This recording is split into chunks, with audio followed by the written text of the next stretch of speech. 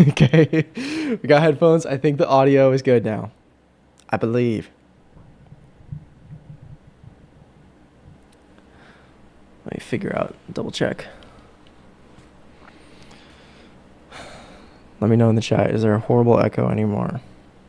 Okay. We got headphones. I think the audio is perfect. Okay. Sweet.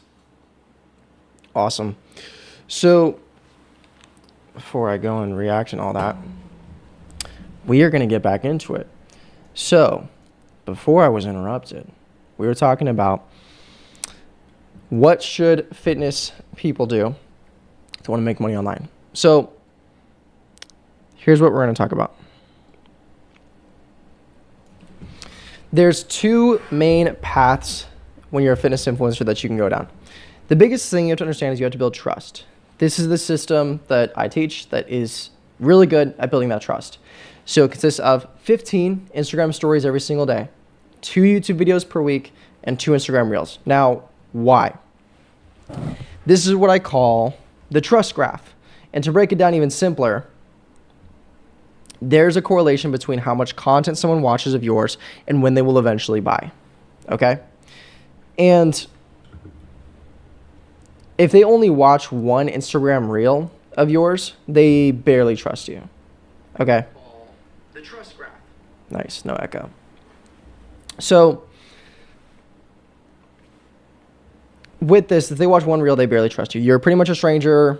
If you DM them and say, hey, bro, do you want to buy my coaching? They're not going to follow you. They're not going to listen to you, okay? Instagram Stories does something else differently. So, a big thing I see a lot of these guys in fitness make the mistake of is they have to understand there's two paths. You can get a code, which is for either clothing, supplements, maybe you're sponsored by Gymshark, Young LA. It's kind of rare to get those kind of sponsorships. You have to be at a pretty big scale and have a pretty big audience. So that already creates a little bit of difficulty where you need to have a lot of followers. And why do you need to have a lot of followers if you're going to go down the path of having a code? So with a code, how it usually works is either they pay you a certain amount every month, which is rare, but a decent option. That's what these bigger guys like Will Tennyson and possibly Jesse James and all these other guys do, is like have a lot of money come in every month consistently, and then they also have a code to see how much they're responsible for. And the idea is, say that I work with Gymshark and they give me code Jake. And what I have to do is create videos and promote my code. I'm incentivized to. Sometimes even brands will tell you to make videos promoting your code. They send you some free clothes, some free supplements or whatever to use them, to talk about them in your promo. And the thing is that people use your code and you most of the time will get anywhere from 10 to 15%. 15% if it's a good deal. Usually it's about 10% that you get commission, okay? So what is like the average order on Gymshark, any of these brands? Probably anywhere from like 20 to $60. If it's clothing, that's probably people getting like a shirt and a hoodie, probably like on average. There are obviously huge orders for like maybe $200 or something, but that's more rare. And you also have to remember, you have to get these people to, 1, not only like you, 2, know that you have a code, 3, remember to use your code when they buy at these places, right? And it plays into something else that we'll talk about in a second. But so you're really only talking about making anywhere from $2 to $6 per order. And you're like, well, yeah, if a lot of people do it, then it will be good with scale. But it's like, okay, well, actually think about it. Let's say you have 5,000 followers and 5 people use your code per week. It's already quite a bit. That's kind of rare. Like, we're already giving it so much the benefit of the doubt. But let's even say that, okay? 10% of maybe they all order $60 worth of stuff. Also rare. I'm going to give you the best benefit of the doubt. 6 times 5, that's $30. You made $30 that week. $30. And you're like, well, Jake, that's just extra revenue on top of my coaching. And you could play both. There is a way to do both, but there's also a big hurdle and obstacle that comes up with that, which we'll talk about in a second. But ideally, that's the thing. Because if you have millions of followers and you can get 2,500 people or so per month to use your code, 2,000 times 6 is not so bad anymore. It's like 12 grand a month. But then it's like, You have to have millions of followers to get to that point, which is not realistic for a lot of people. Now, here's what coaching looks like. Coaching, you give value in your content, explaining the system and the story that you went through in your own life, right? People understand. For example, for me, I was skinny fat and I got in shape by doing my muscle metabolism. That was kind of my system that I created. And I talked about that in my content, shared my story, shared my problems. And people could relate to that, be like, dang, that's where I am now. And a lot of people, they're willing to pay an expert. They don't mind if it's a few $1,000s just to get a result they want. So if you are a fitness coach, it's probably to get in shape, build more muscle, lose fat. If it's a make money offer, it's help people make more money, grow their businesses, start an AI automation agency, do wholesale real estate, depending on whatever your thing that you sell is, right? So the idea is they watch more of this content. They find maybe one of your reels on their feed. They start to pay interest to you. They start to follow you. They see you post 15 stories per day in real time, building a lot of trust, which is pretty big. And you are explaining and showing your system, right? So maybe in the morning you do push-ups and you read the Bible. You want to post that first, a photo of the Bible, a video of you doing your push-ups, whatever. And then the next story, you would be relating to the viewer. Because if you cannot relate whatever you're doing to them, they're not going to care. Okay? So show them, if they never do push-ups in the morning, but you do it yourself, and you think it's really important for fitness, and you have your clients do it, why should they listen to you? Maybe phrase it like, so make a talking head video after that saying, I used to never imagine I was going to do push-ups in the morning when I was that fat kid who would just wake up and binge eat and have donuts for breakfast. But now doing these push-ups has allowed me to grow my physique so much, become mentally stronger, become the man I'm supposed to be, yada, yada, yada. You relate to them. Then you need to call them out. You need to call out their lack of action. Why can they not do what you are currently doing, right? It's a complete stranger on the internet. And it's like setting up a shot in basketball. If you have these other two done correctly, you are showing your morning push-ups, relating it to them, showing them why it's important, and then you do this, it's going to be a slam dunk. So you need to make them create a change in their own life. If someone does something that you teach on the internet and they see positive results from it, they're going to trust you so much more. And they're going to be one step closer to crossing that threshold where they will eventually buy your program. They will eventually DM you or respond to your DM and say, dude, I want to be in your coaching. Please, I've been trying to get in shape for so long. You're the guy. I know you can help me get there. How much is your program? What can we do? Then they hop on a sales call and you see if they're a good fit. If they are, then you close them on the deal. Okay? That's how Instagram stories work. The thing about stories, though, is like, if someone sees that you posted a story 2 minutes ago, taking a client call, they're thinking, dang, like he's actually on it right now. And it's not that they don't think you're a real human, but with AI and everything, people feel so much more disingenuous now. And that's why one of the most important ways to build trust is showing up in front of your audience every single day with these 15 plus stories. You can go above 15, obviously. Giving value, showing you are some sort of expert in your space to some degree. You don't need to be the greatest coach in the world. You're not coaching IFBB pro professional bodybuilders, but you are demonstrating that you have expertise and you achieved a result for yourself and your clients you've worked with before. And if they want a similar result, they will think, dang, I want to work with this guy. But they don't trust you enough yet. Okay? When I was trying to get in shape, I watched a bunch of YouTube. And I'm sure if you have a similar journey to me, you probably are watching a ton of videos, try to learn every single thing you can. Right? You vote with your views, with your watch time, who you believe is going to help you the most to achieve your result.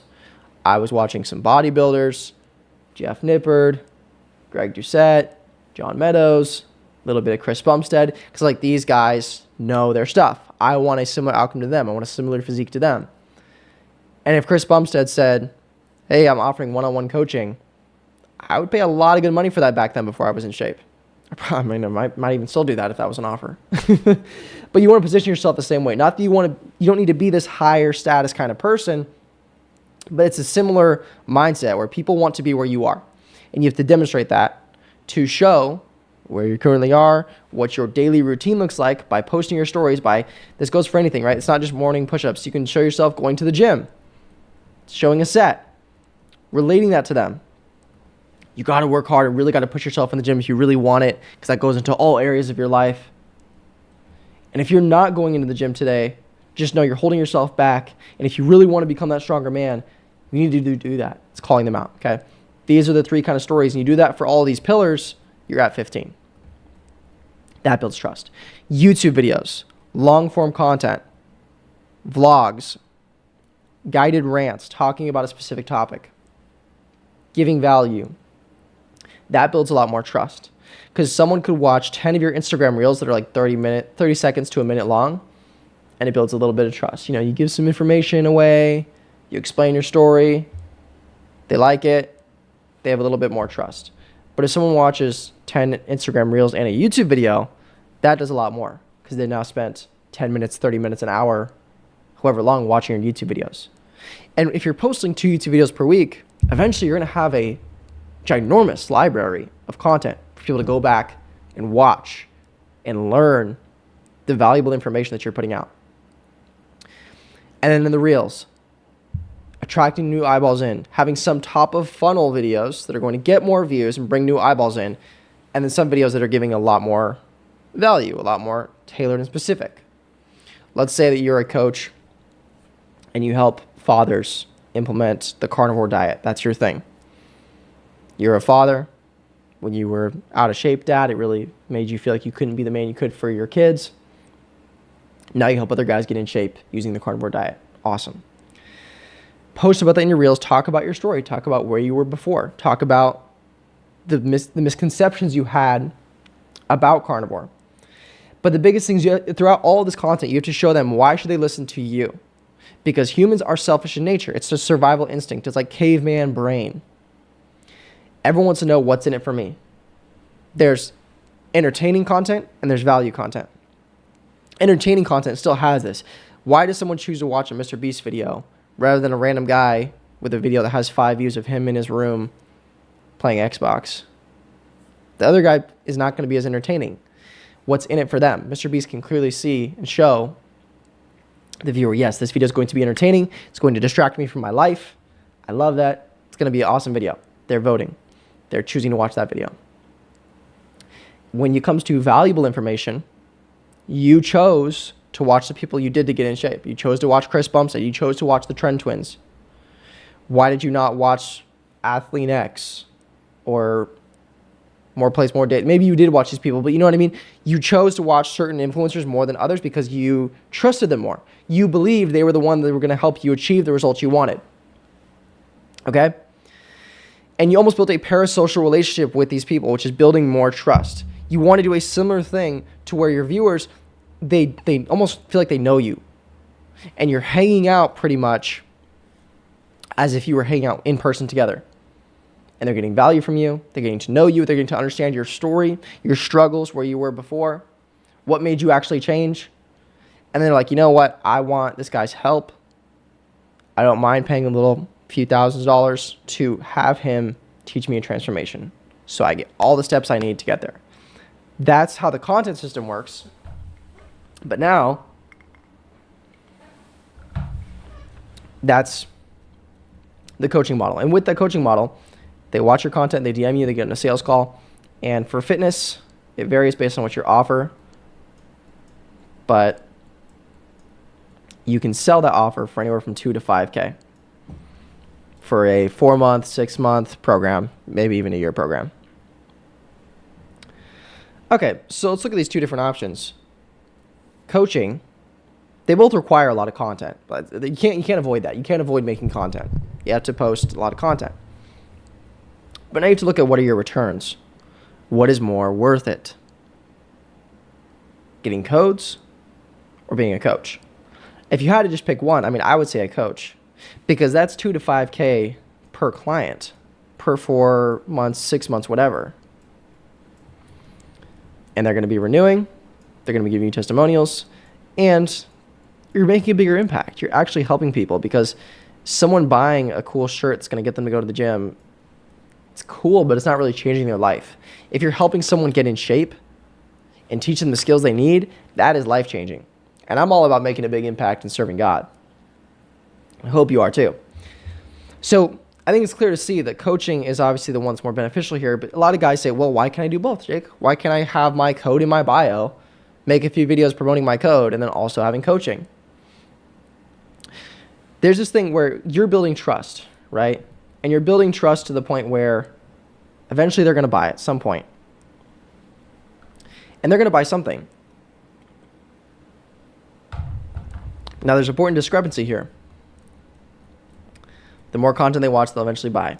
But the thing is, at this point is where they will buy your coaching. See, coach. At a different point, so let's say here, is where they will buy using your code. It takes a lot less trust for someone to go buy from a brand maybe they already like, such as Young LA, and just use your code. If they're already going to buy the clothes, maybe they do it with your code. Maybe you inspire them to go buy the new drop, whatever. It's very easy for them to build trust to buy a code. But then the thing is, what do they really get out of a code? They get some clothing, they get some protein, they get some pre-workout. They've watched a lot of your content to get to this point, and they're about like here. Maybe they've watched 10 YouTube videos, 40 reels, a lot of content. They're almost about to hit this point where they really skyrocket up and eventually will buy coaching. But the thing is, when they buy from you the code, this trajectory is no longer real. Instead, it really just resets. And then maybe eventually they'll buy your coaching, but most people will honestly just fall off. You're expanding this trajectory even further because why is that? Well, they're already buying from you. People only have so many times you can only ask for something from someone so many times till eventually they're like, okay, yeah, I'll do what you asked me for. And it's an easier ask for them to spend $20 and use your code. And if they spend $20, you made $2. Congratulations. You missed out on selling that person your coaching offer for $2,000 to $5,000, which is going to change their life a lot more than a piece of clothing is. So $2 low impact, or $2,000 high impact in their life. It's your choice which one you want to do. Excuse me. But you can't really have both. Because if you try to have both, either one, no one's going to buy from either. Two, they'll buy your code and think, that's cool, I don't really need the coaching anymore. Like, I already bought from this guy. They're kind of associating you in the status and their mindset as you're just another one of these guys with codes. You're just another one that I see online. What makes you different? But instead, if you sell your coaching, they get to work with you. They see the value in it. So you only have so many asks. So why would you not use that ask to use something that's going to be actually valuable? Okay? So this is trust. This is codes. Now, I'm going to go into a different topic, talking about something a little more broad, which is actually the title of this stream. Let me adjust this real quick. Sweet.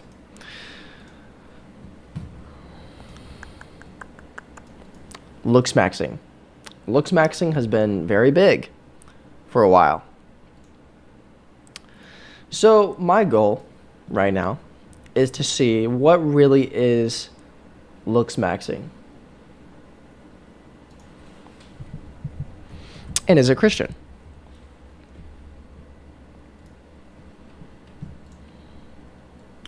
Okay, we're gonna react to a video. Which video should we watch? I mean, there's a few guys that are like the GOATs. Like, I know that Clav is like blowing up with this stuff.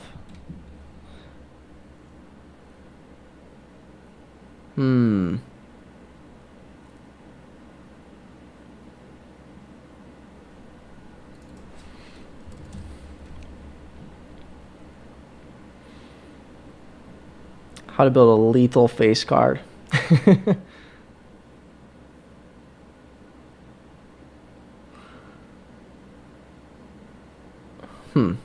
Okay, you know what? I've seen this guy a good amount on Instagram and stuff. And I'm like, okay, let me see what this is about. Okay.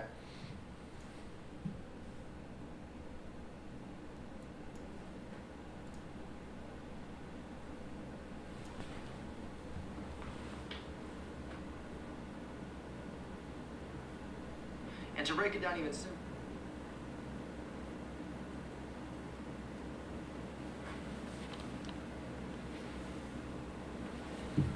Oops, you can't hear that. Make sure you guys can hear this. Imagine a version of you 1 year from now getting offers from the largest modeling agencies in the world. I want you to picture what your life could look like if you committed 12 whole months to genuine, effective self-improvement.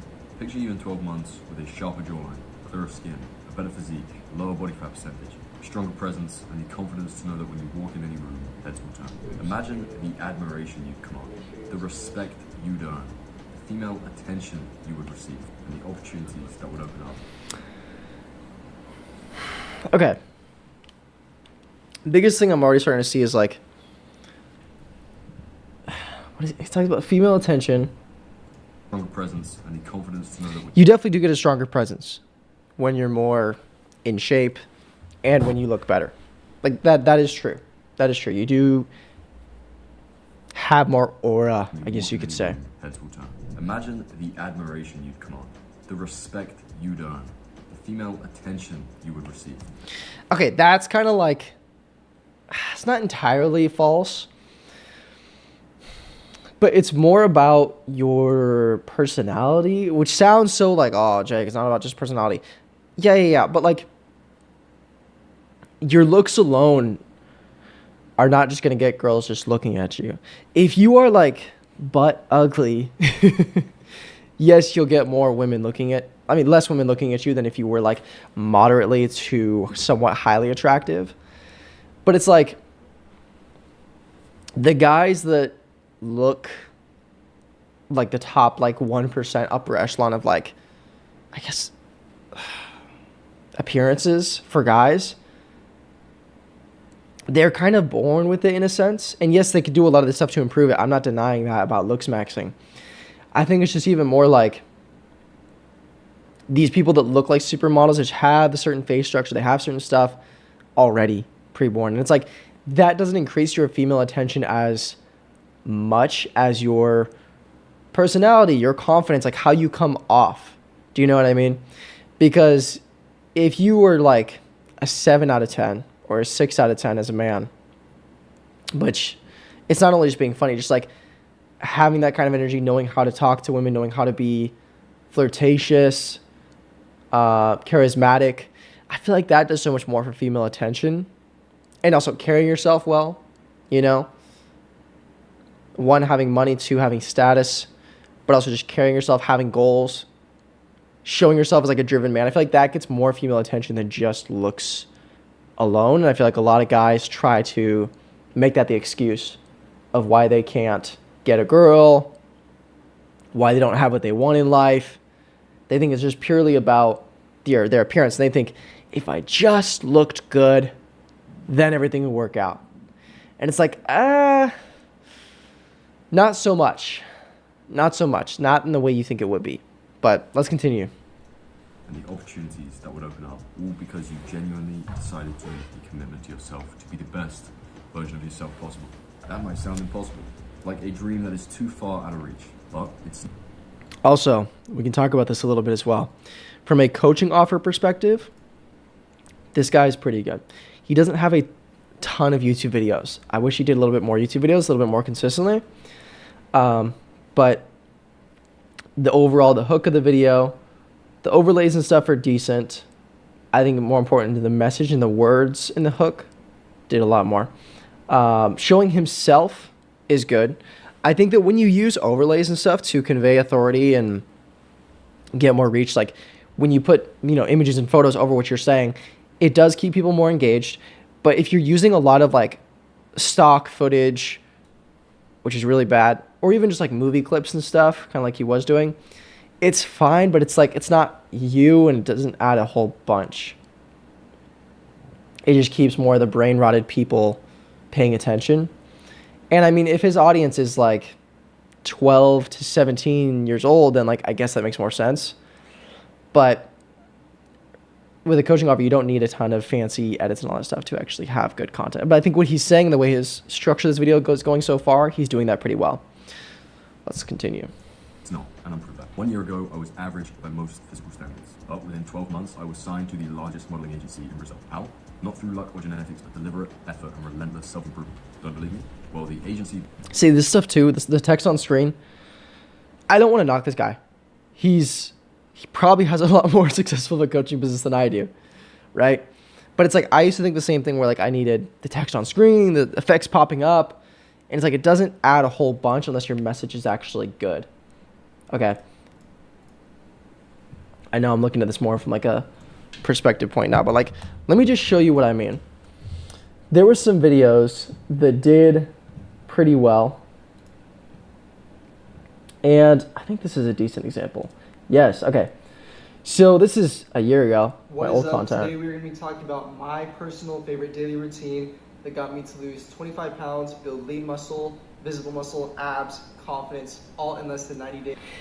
I don't need all this text on screen. And it worked decently well. This video did decently well for my channel at the time. But it's like, I did well by showing myself. Yeah. Building credibility, explaining why and you viewers should watch. This exact daily routine that I use myself and see if it gets your results, because it will. Let's get into it. So before we get... See, you know, like the zoom sound effects and stuff, it's like, it doesn't build as much trust as something else. Let me show you this, for example. I did that, and then a week or 2 weeks later, I did this video. This video, barely any edits. This video has 278 views. This video has 2.2 thousand views. This video, watch. Most people start their journey and want to get rid. It's way too quiet. But it's just me simply talking. The only edits is there's music over the background. There's nothing fancy in here. What matters most is what I'm saying. Talking about how I used to be skinny fat. Here are the 3 most important things I learned. Going step by step by step. Okay? And it got a lot of comments. It got people talking about it. It got me some clients. So it's more about what you talk about in the content. This year told me that my face was unbelievably rare, which is funny because I applied the year before and they said that I just didn't meet the standard, that I was just not what they were looking for. And that's multiple agencies, by the way. I couldn't get modeling it. I'm telling you that the same agency that told me I did not meet their minimum standards looked at me a year later and said my face was unbelievably rare. And no, that wasn't an accident. Today, I'm going to break down my full transformation from the beginning and tell you exactly what I did. And I know the point of this video is to talk about Looksmaxxing, but his video structure is good because he's explaining, say it even says in the thing, my story. He's explaining the hook, why this video is going to be important, what it can help you with, because again, humans are interested in self-interest, right? And then he's explaining, why should you listen to me? Here's exactly what I did. Here's my credibility. Here's why what I'm about to teach you is important, because you have to show people why should they listen to you. If you just tell people, yeah, you need to do thumb pulling and mewing and get in the gym and eat clean, they're like, okay, cool, but like, why? Like, they're not going to do it. They're going to be like, okay, cool, whatever. You need to remind people that have seen your content before, but show people that are brand new why they should listen to you, and then people might be able to relate to that. If people look similar to he did in his before photos, they're going to see that and be like, dang, I'm willing to pay this guy a lot of money to teach me what I want to do exactly what he did. This is a coaching offer in practice. I did from mastering the fundamentals to unlocking advanced techniques that made this transformation a reality. I unintentionally started Looksmaxxing at 13. I was very active and always had a clean diet. These weren't just casual choices either. I knew from day one these were going to be absolute non-negotiable for me. This discipline gave me clear skin, a lean physique, and a base of health that most people wrongly assume is just purely genetic. What I didn't realize back then is I was setting myself up for success in ways I couldn't yet understand. Through heavy weightlifting and consistent activity, I was accidentally applying Wolff's Law, which states that bones adapt and strengthen under mechanical stress. This began to lay the foundations for healthy development, which encouraged things like my deep set eyes, my high bone mass, and prominent brow ridge, all because I was unknowingly maximizing my bone density. Also from the beginning, I understood the importance of shoulder to waist ratio in terms of bodily aesthetics. So I emphasized building wide shoulders. And this was actually a huge point. I don't have naturally wide clavicles. In fact, in some of my before pictures, you can actually see that my clavicles are the same size as my waist. There's a 1-to-1 ratio right there. As I got older and started researching further, I came across the OG Looksmaxxers and their theories about craniofacial development. That is when I first learned about mewing, keeping the tongue pressed against the roof of your mouth to influence the jaw, palate, and maxilla structure. This is what then led me deeper into the science of sutural pressure and understanding how consistent pressure can guide your skull while developing. So, from there I wasn't just mewing. I started incorporating nasal breathing exercise to begin to undo all of the damage caused by years of mouth breathing. Yeah, dude. So many people are mouth breathing. I mouth breathe when I sleep. Sometimes if I'm like really tired, I'm in the car. I'll be like driving. I'll notice myself just like mouth starts to slowly open. I'm like, stop it. Head posture was also always an issue, so I worked on corrective exercises to fix this and make my profile even more balanced. And then I understood the importance of training your masters and how that can also guide your face in developing too. And training your masters is such a significant part of looking good. I mentioned before, Charles Darwin was actually one of the first people to clock onto this jaw shortening that was happening at a rate that was far faster than evolution. In The Descent of Man, he highlighted how dietary shifts influence physical features, including the human jaw. He observed, with mankind, the reduced size of jaws from less underuse, the diminished number of teeth, and the other changes in the skull are apparently related to civilization of several races. This underscores his belief that changes in the diets and shifting to softer foods have reduced the functional demands on the jaw. And modern studies echo Darwin's observations. A study from the University of Kent has shown that softer modern diets have influence on jaw bones, making them narrower and shorter, contributing to loads of orthodontic issues. Similarly, the Journal of Oral Biosciences found that softer diets decrease jawbone development, while harder diets maintain bone balance. Darwin also noted the greater development of jaws and teeth in savage races of man is undoubtedly due to the habitual use of great force in chewing coarse. So from perspective now, he's giving the value, but notice how he's not just saying you need to train your masseteers, you need to get your jaw larger. He's explaining the backstory and giving the value in a way that's entertaining because it's information, but also something for you to understand. And then he's going to explain, okay, well, here's why you should be having a harder diet, using your jaw more. So when you're giving the value in your content, you need to understand, like, why should people listen to you, and explain the value behind the value you're giving. Uncooked food, The Descent of Man, Chapter 7. The research is clear, and there is over 200 years of evidence on this subject. And you still don't think what I teach is based on science? So, I made it a priority to absolutely challenge my jaw with tough foods all the time. As I improved my looks, I realized it's not just all about craniofacial structure. Expression control and things like charisma play a huge role in attractiveness. So, I started analyzing... There we go. He said it. I'm glad he knows. But no, yeah, it's the exact same thing. It's like,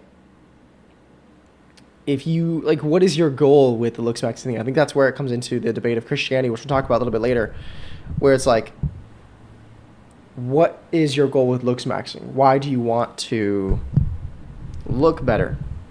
You know?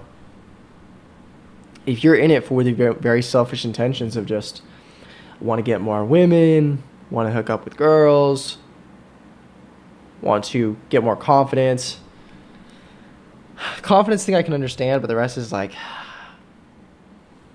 I think one of my favorite movie stars at the time. The actors that I thought had the highest female appeal. One of the main ones was Damon Salvatore. If you know, one of his key, most attractive, unique traits is how positively tilted his eyebrows are. So, just through trial and error, figuring it out on my own, I learned how to mimic them. Now I have full, independent eyebrow control and can make them positive whenever I want. I practiced for hours in the bathroom mirror, understanding how I could manipulate my own expression to convey different emotions. How could I appear more confident, more approachable, more magnetic? And this wasn't just some vain looks experiment. This was about understanding how I could project my presence. Fast forward to today, and I'm still on a mission to continually self-improve, but this time while inspiring hundreds of thousands of you guys too, which I'll be forever grateful for. So let's talk about the steps that you can begin to follow to completely transform your looks in 2025. Firstly, especially if you are still in your development years, you need to be focusing on hard pressure on your palate. Ideally, this should come from your tongue. It's the most consistent form of pressure you're going to find. You may have heard of thumb pulling, where people get their thumbs, put them inside their mouth, and apply 24 times more pressure than their tongue. But my research has found that the spontaneity of that exercise, and the lack of consistency it provides, unlike your tongue, makes it less effective. So if you understand mewing needs to be an extremely high priority for your craniofacial development, you need to make sure the muscles that allow you to mew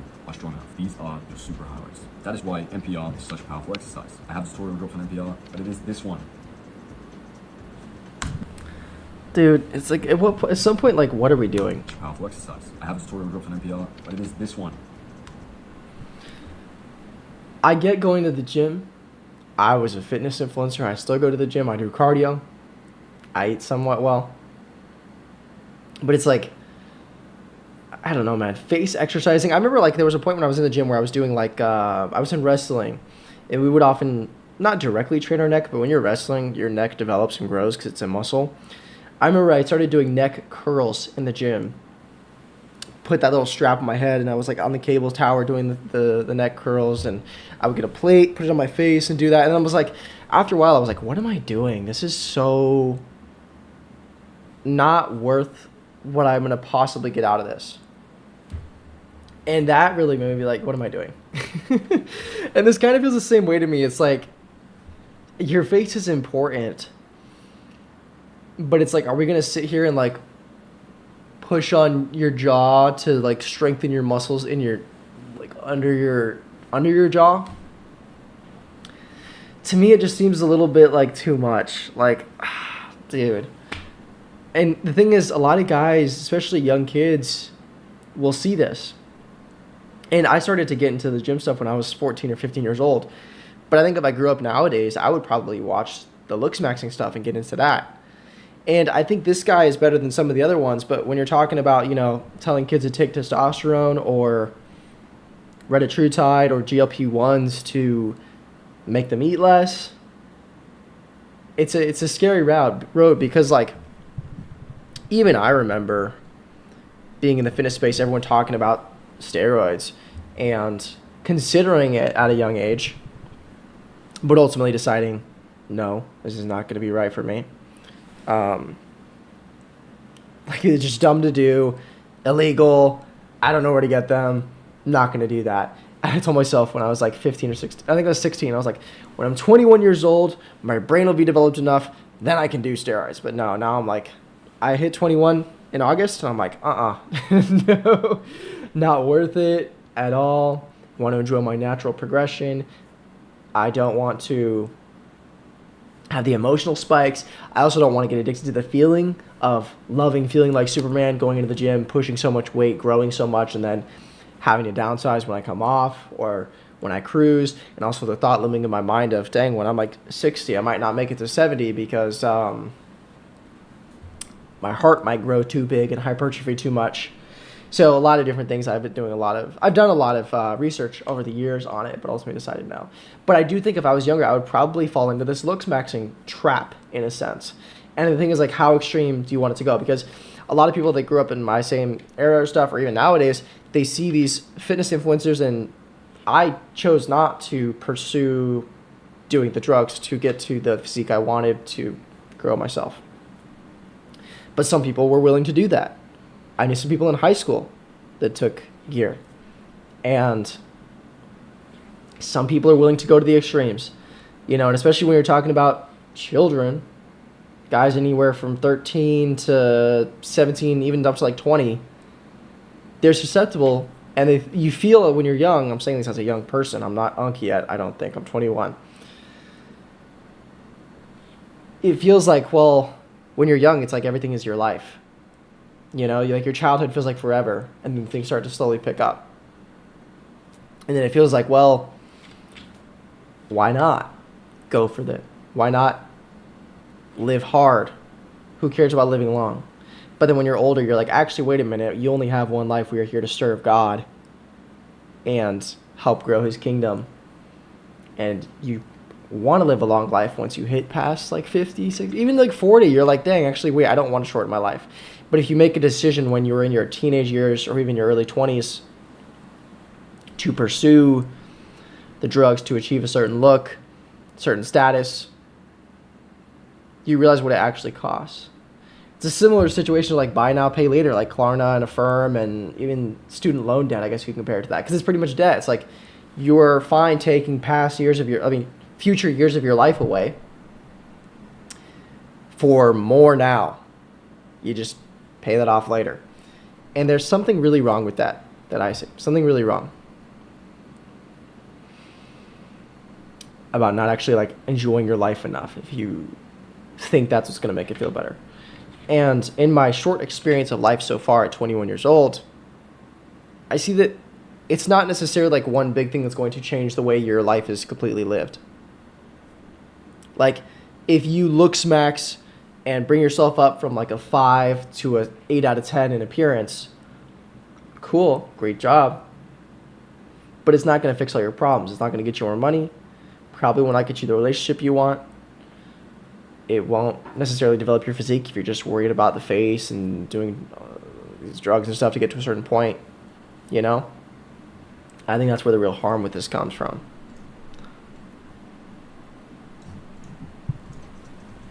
You are opposing the resistance of your natural range of motion of your jaw, effectively targeting your superpowers. Not only that, I would double down and do chin tucks too. I personally do chin tucks every time I do a back day, always at the end of the workout when I'm extremely warmed up, and I do it in around reps of 10 for about 5 sets. Also, I highly recommend that you optimize your gut health. Making sure that you are rid of toxins in your gut is highly important for skin health and hormonal health. The best way to go about this is have a clean, non-processed, organic diet that you stick to. Staying extremely hydrated, getting your meat from the butchers or a local farm, and having a load of fruit in your diet too. That is an extremely simplified way of exactly how to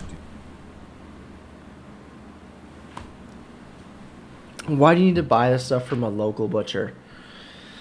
I don't know if I buy into all the seed oil stuff that people talk about. And I'm all for like Whole Foods. I think Whole Foods are great. They make you feel really good. It's what your body actually needs. But when it gets to the point where it's like, I'm going to tell my kids that they're allergic to seed oils so that way they never eat seed oils. It's like, bro, like, I really don't think with my fitness background that the seed oils are what's doing it. And it's like there's a difference between health and health from an obesity standpoint. Are seed oils making you obese? No. Are the calories making you obese? Yes. Are both kind of unhealthy if you have excess calories? Yes. If you have excess calories, you are obese, you are unhealthy, right?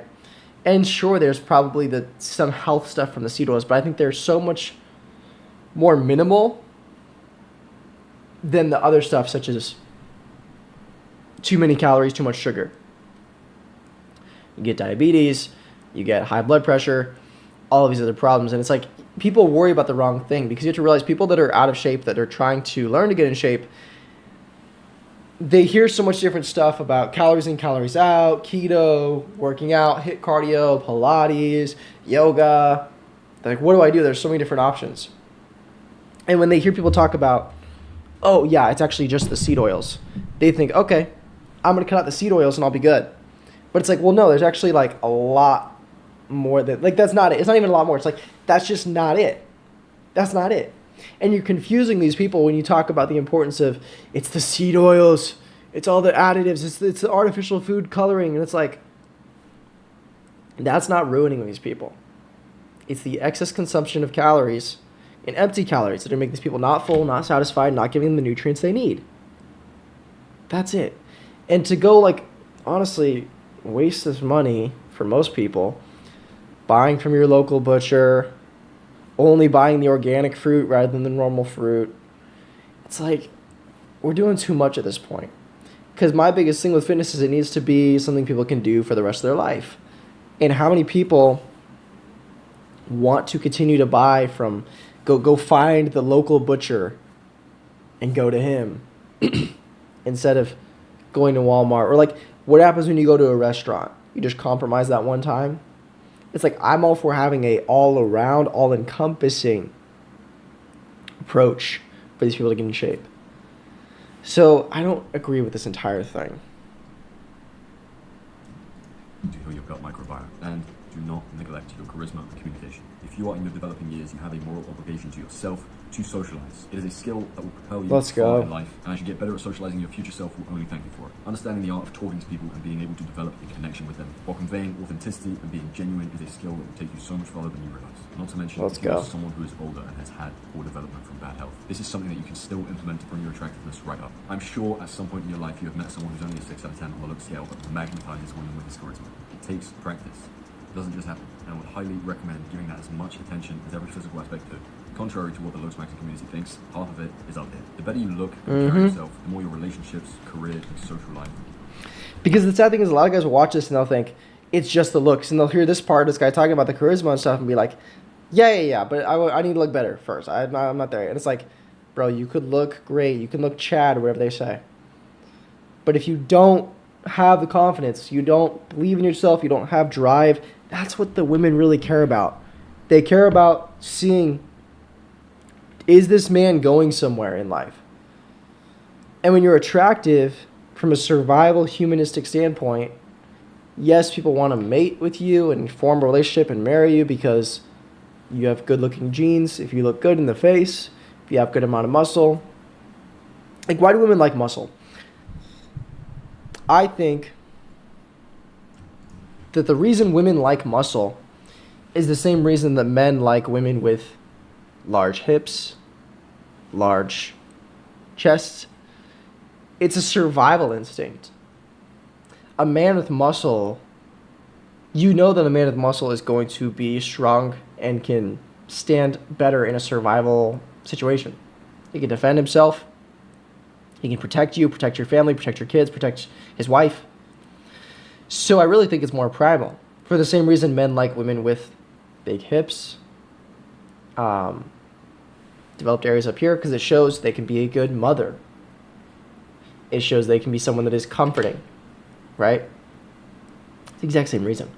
But if you as a man just look good in the face and just have a decent amount of muscle and have a good physique, but you still don't really know how to talk to women, you don't carry yourself well, they're not even going to even talk to you in the first place. Or stay talking with you, go on consistent dates to actually, pursue that relationship. It's all about being able to talk to these girls. That's a big thing.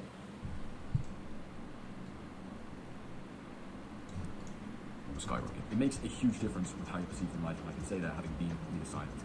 And I want to remind you that you're not limited by your genetics. Your appearance, confidence, and presence are malleable. With the right habits, knowledge, and discipline, you can completely transform how you look and how the world perceives you. This isn't about vanity. This is about... To zoom back out into a coaching perspective, he did something good there.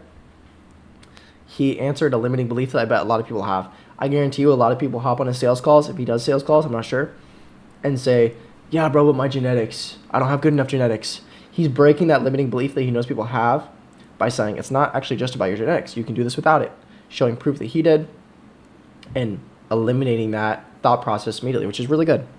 Self-respect and the undeniable truth that when you invest in yourself, every aspect of your life improves. If you start today and genuinely go all in, you won't recognize yourself in a year.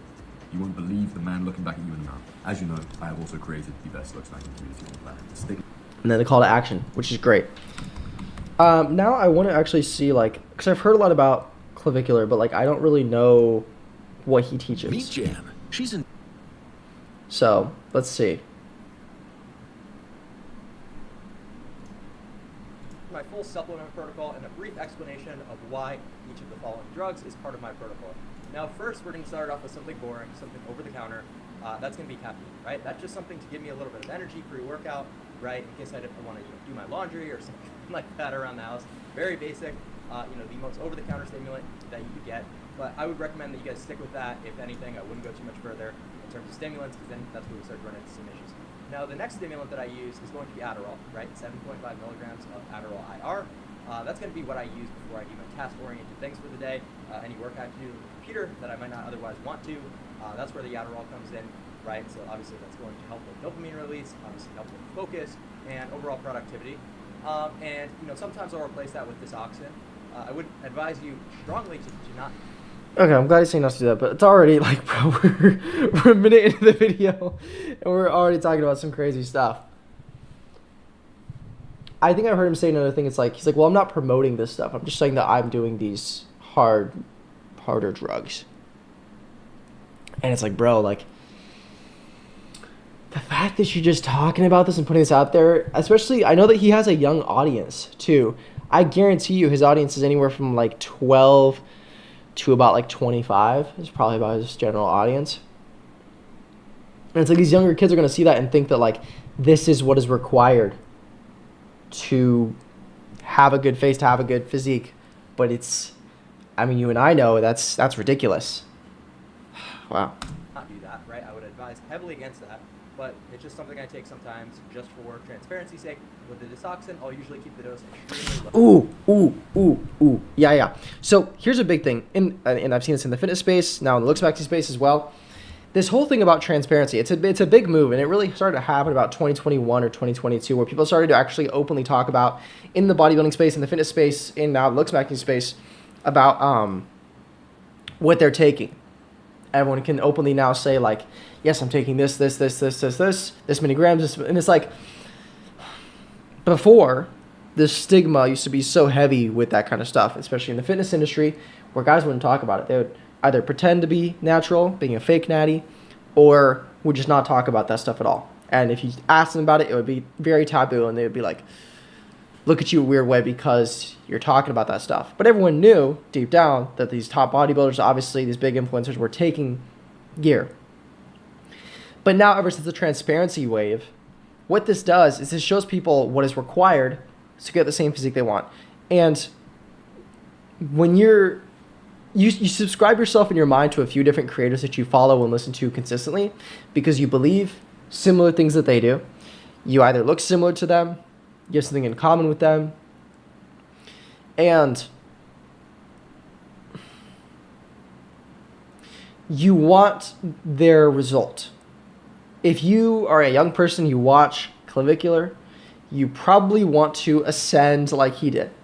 You want a similar transformation. You want to look better, be more lean, and you probably, when you're young, don't care about the risks that come with that.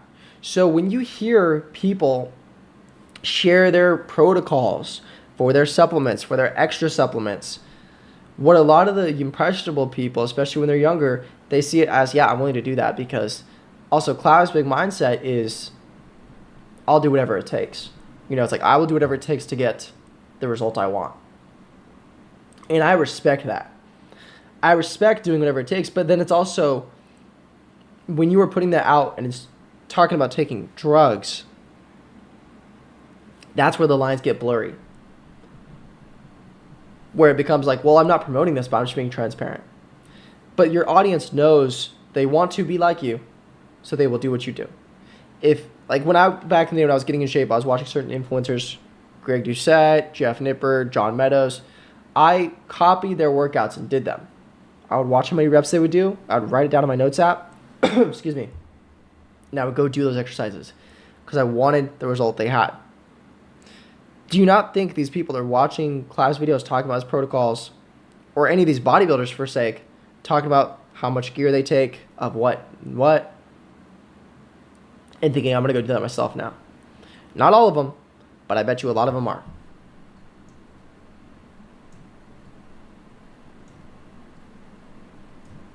Low, around 5 milligrams, if I have to use this oxen.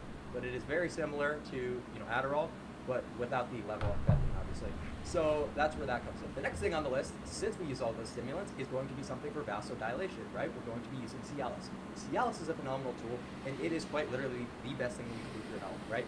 Lowering your blood pressure slightly long-term can have real health benefits, and there's literally no downsides to not take Cialis. The next thing on the list is going to be for nootropics, right? So obviously if you're doing a lot of work on the computer or anything that you need to really be focused, you're going to want to experiment with a few different nootropics, help your cognition a little bit, because once you get into the game of nootropics, you really can't come back from it because this stuff is quite literally too good if used in moderation, if used properly, and if the right protocols are in place. Okay, but what nootropics? Really optimize your cognition, and that's why I use Noopept, right? So Noopept is going to be a very, very basic nootropic. I don't know what that is. Sort of entry-level stuff when you're getting into things, so it's really not going to have too many downsides.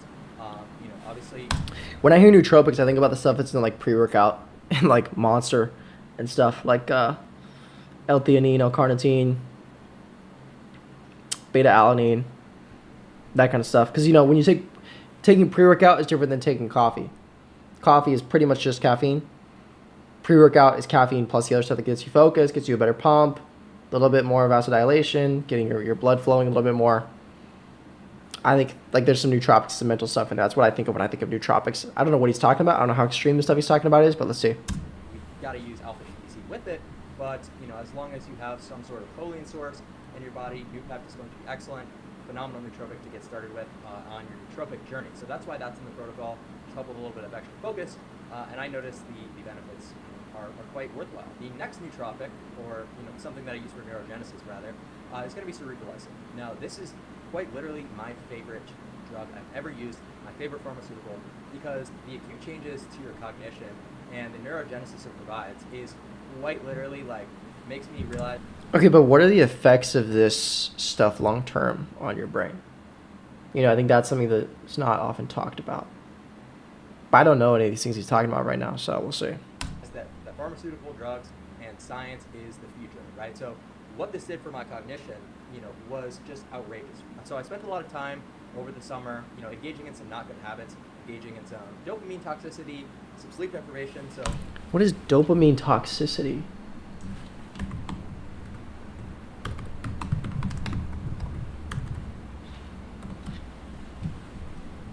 The adverse effects from high levels causing severe symptoms like extreme blood pressure, rapid heart rate, potential tissue damage.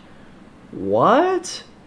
So too much dopamine. I mean, with the amount of stuff that this guy takes, I mean, it's believable. Yeah, I believe that. I have not heard of that though. Oh my gosh. That's dangerous, man. I definitely needed to recover my cognition to a high degree, and cerebrolysine did that and more, right? So cerebrolysine made my brain like recover, but so far beyond that.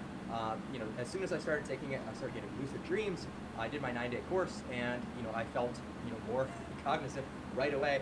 So that was quite literally my favorite thing I've ever done. I'm probably going to do another cerebrolysine study soon, but unfortunately, this stuff is quite expensive. That's the only downside of cerebrolysine. The next thing on my list for reducing the amount of neurotoxicity, if you're someone using stimulants, maybe the sleep deprivation on top of that, whatever neurotoxic habits that you engage in, we're going to use Mexidol to remove. Because the thing is, like, bro, when you take all this stuff and it's like so many things have side effects, right?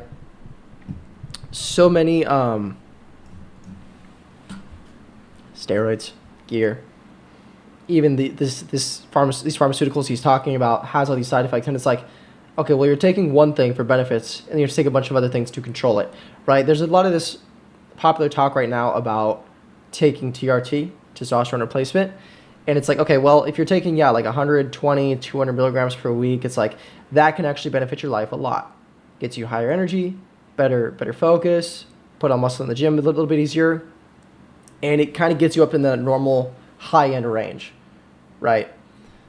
But for someone like me at my age, I got mine done a few months ago, and it was about, I think, 960. Didn't quite cross 1,000, but it was almost to 1,000. And it's in the pretty high range. And it's like, I'm a young man, have a pretty good diet. I do eat a good amount of junk food sometimes though, so it's like everything balances out. But never taken anything in my life. And it's like that makes me operate. But your testosterone fluctuates. And the big argument that a lot of these people make is like, well, if you make money from your job, why not turn down more money? It's like, if you already have testosterone, why not take even more to improve your life even better? And when you get to these like superhuman levels of like 2,000 nanograms per deciliter plus of testosterone, which is like double the high range, yeah, you double the benefits of everything, but there's also bigger side effects, right? The biggest thing that changed the game for me when considering taking gear a long time ago, well, not even that long ago, like a few years ago, is like, if gear makes your muscles grow, which it obviously does, it increases your androgens. It also increases your heart, which is a muscle. But your heart growing is not a good thing. When your heart grows, it takes more blood for it to pump, which is fine when you're in your early years, all the way up to 40, maybe 50. But once you hit like 55 plus, that's when you can start to have some really bad heart problems. And if your heart is larger, it's going to take more for that engine to run, which is why a lot of people have a lot of heart problems and pass away after the age of 50 if they've been using gear for a long time. And the big thing with testosterone is like it ruins your blood markers when you're at any age that you take it if you take too much. All these things about your health get thrown all over the place. And a lot of the counter argument to that is, oh, take HCG, take this thing, take that. And it's like, why are you taking more things that, one, cost more money, but two, it's more stuff to inject, digest, whatever. But it's like your body's not supposed to have all of these negative side effects and all these other things to combat the negative side effects. And then it's like, okay, well then the HCG you're taking to replace the testosterone also maybe you need something else to go on top of that. And it's like, now you're taking the whole supplement cabinet just because you wanted higher testosterone that your body already produces. So that's my big argument against this. The risks of neurotoxicity, from the oxidative stress and the dopamine toxicity. Mexidol is going to protect our brain from that a little bit, right? So this isn't a get out of jail free card, but if you're already engaging in these behaviors, you might as well protect your brain while you do it. So that's why I would advise you to do Mexidol. Now, the other way to protect against physical oxidative stress, right, heart issues and just overall body oxidative stress, feel like shit, that's going to be meldonium, right? So meldonium is going to be phenomenal for harm reduction. There was a time not too long ago where I almost had a full-on heart attack and a lot of health complications from prolonged stimulant usage. The vasoconstriction. I had certain heart issues. So Mexidol kind of made sure, or Meldonium rather, made sure that I actually survived that night. So that was quite of the experience. But dude, it's like, yeah, when you're taking this much, it's like your life is on the line, bro. For what? I think gear can be good. Not that you're talking about gear right now, but you can, if you take gear for like a competitive sport, if you take it for competitive bodybuilding, it's like, that's one thing, right? Even like, I get it to an extent if you're like want to become a massive influencer online. I can still understand that. But with this stuff, it's like, yeah, I just want to improve my cognitive function and look better. It's like, dude, risking your life for this, your heart health, it's crazy. Meldonium and Mexidol are the ultimate protective agents that you can use if you're doing degenerate shit like me. So I would At least he strongly admits it. advise you look into those two Russian pharmaceuticals. The next thing on the list is going to be glutathione, right? We obviously already talked about this. Now you can take the NAC and a precursor to glutathione, but right now we're injecting it intramuscularly, and quite literally the best antioxidant you can use. You already produce it endogenously. So if you're someone who regularly drinks, maybe you're on an oral steroid, maybe you're on Accutane, that amount of oxidative stress, that amount of liver toxicity, we could somewhat try to regulate and mitigate it with glutathione. Once again, not a get out of jail free card, but a lot of people are going to do things anyway, so you might as well do things in the most healthy way possible. So that's why I'd recommend you take a look into that. And like we mentioned before, you can't get your hands on injectable glutathione. Use the next best thing, which is going to be NAC. Now we're going to get into one more antioxidant. I'm glad a lot of the performance enhancers are injectable, because I feel like that pushed me away from taking them for a long time. I think a lot of guys as well, because one, they're just like afraid of needles, but two, there's so much you have to do and learn if you're not used to injecting yourself, and like cleaning the area, cleaning the needle, carrying that stuff around. It's just like, it makes that wall. I think that's why a lot of teenagers get into like SARMs at a young age too, is because like, well, it's just mostly oral, so it's pretty easy to do. But yeah, if you're talking about like injecting all this stuff all the time, for me, I'm like, I'm out. Bye. Is going to be melatonin, right? So melatonin, a lot of people don't know this, but it's one of the best antioxidants for your liver, and especially for your brain, right? So if you use melatonin after a night of drinking, this can kind of offset some of the damage once again. But people don't realize that the dosing is a little bit weird for melatonin, right? So I make some videos on TikTok from time to time where I inform people that you can take 300 to 500 milligrams of melatonin, and this is going to be a phenomenal antioxidant. And they're like, wait a second, most of the dosing and recommendations online are 5 to 10 milligrams. So what's going on? Yes, absolutely. It is very likely that you'll wake up the next morning and be extremely groggy because you have super sensitive receptors. But once you do this for a prolonged period of time, those receptors start to downregulate, and you can reap only the benefits of an antioxidant and not all the drowsiness, grogginess. So eventually, over time, you will start to be able to regularly take melatonin at that high of a dose. So he's saying, get used to taking a lot more melatonin than what is recommended, because then you'll get used to it and it just can work as an antioxidant. Dude, let me tell you my experience with melatonin. I used to take melatonin because I used to not be able to keep a consistent sleep schedule, right? And I would take it when I went to bed, obviously. And after a while, like, it worked, right? It works. It knocks you out. It kicks in like 5-10 minutes. But then I started to get like these like night terrors in a way, where I never really have bad dreams unless I like watch scary stuff, listen to some really bad music before I go to bed, which is rare. But like, when I was on melatonin, I would frequently get these like nightmares that were like particularly frightening. And it was less like, oh, it's a scary visual thing that I saw in my dream. It's like, no. Like, I saw like, it's like a feeling of like, I remember this one, I was like at like a laptop at a desk in what wasn't my room, but it was my room. Like, it wasn't my actual room, you know what I mean? But in the dream it was. And it's like, I was on my computer, then the cursor of my mouse started moving itself, and it moved itself over into like a text document and typed something out and like talked to me. And it was some guy watching me, and then like I looked through like my blinds, and it was like I was being watched or something like that. That's just one example I remember. There was, you don't remember most of your dreams. I don't really remember the rest. But it gave me this like feeling, and it was consistent through the nights. Not every night, but a lot of the nights where I would like wake up, not sweating, but like in fear, like this feeling of fear, which is very uncommon. And I was like, what is that? And I was like, it's totally a side effect of the melatonin. So it's like, ever since that started to happen, I was like, okay, I'm not doing melatonin anymore. Like, I'm just simply not messing with that. for that reason in and of itself. So that was like a big side effect for me. So like, and I believe I was doing like anywhere from like 15 to 50 milligrams, not every night, but with the nights I needed it. And I was already doing that for me. So I'm going to run to the bathroom real quick.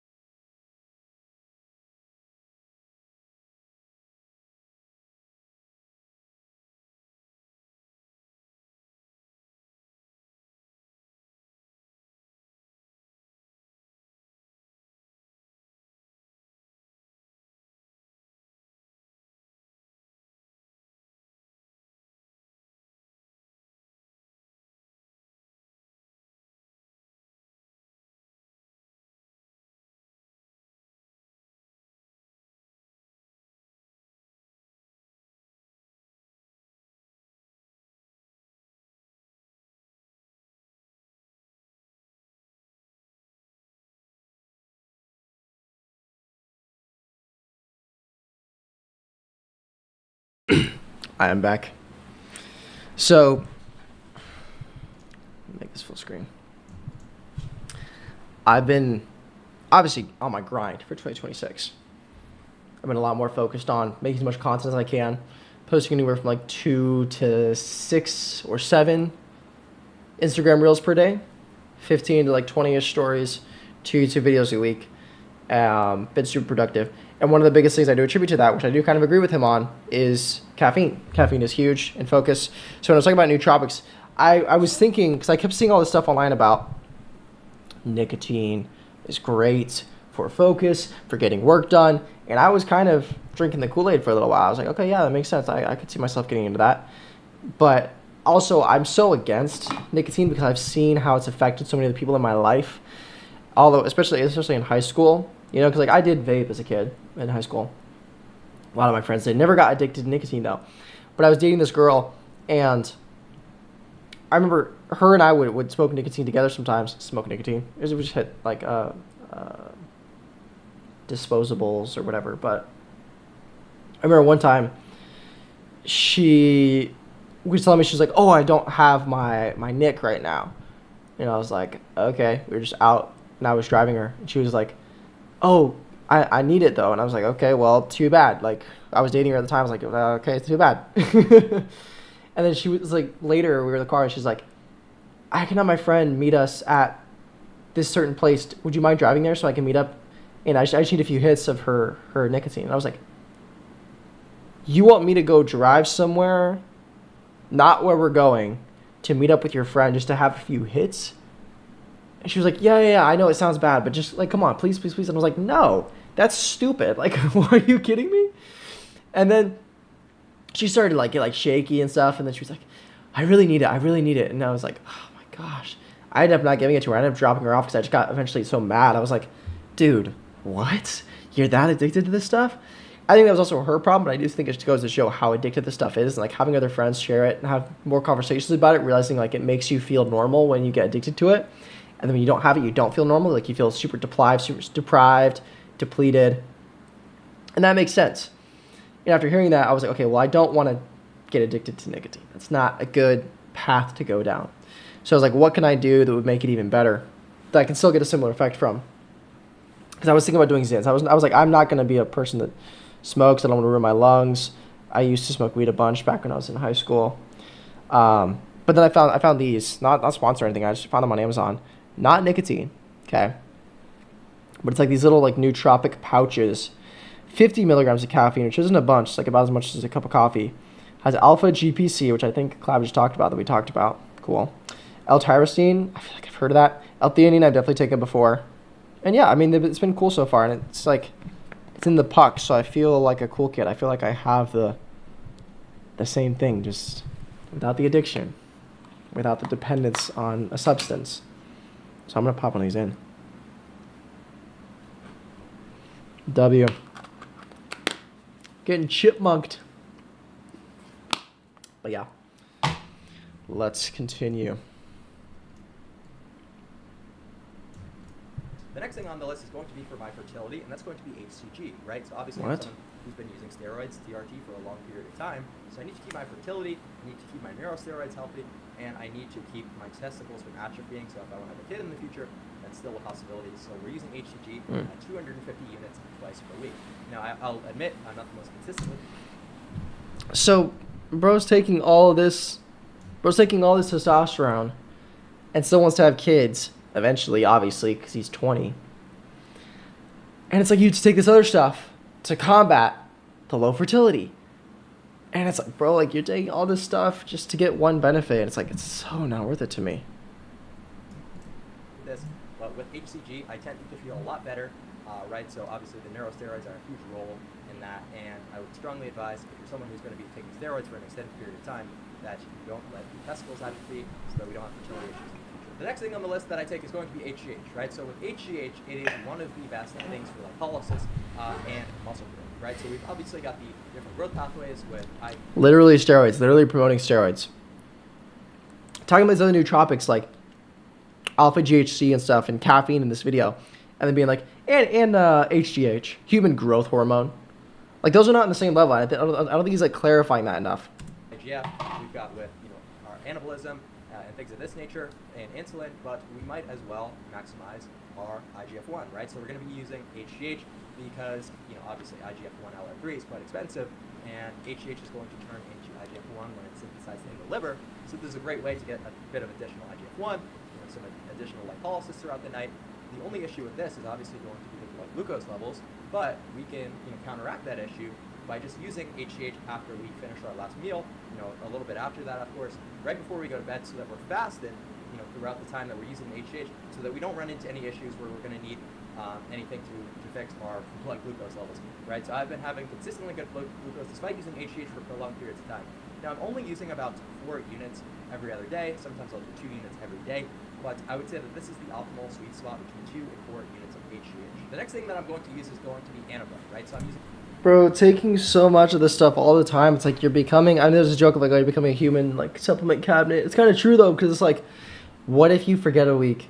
What if you're just relaxing and, like, not even focus on the stuff and you forget to take some, and then it's like, oh, it throws off your cycle then, and it's like, it's too much for me to worry about, bro, and I don't see enough benefit.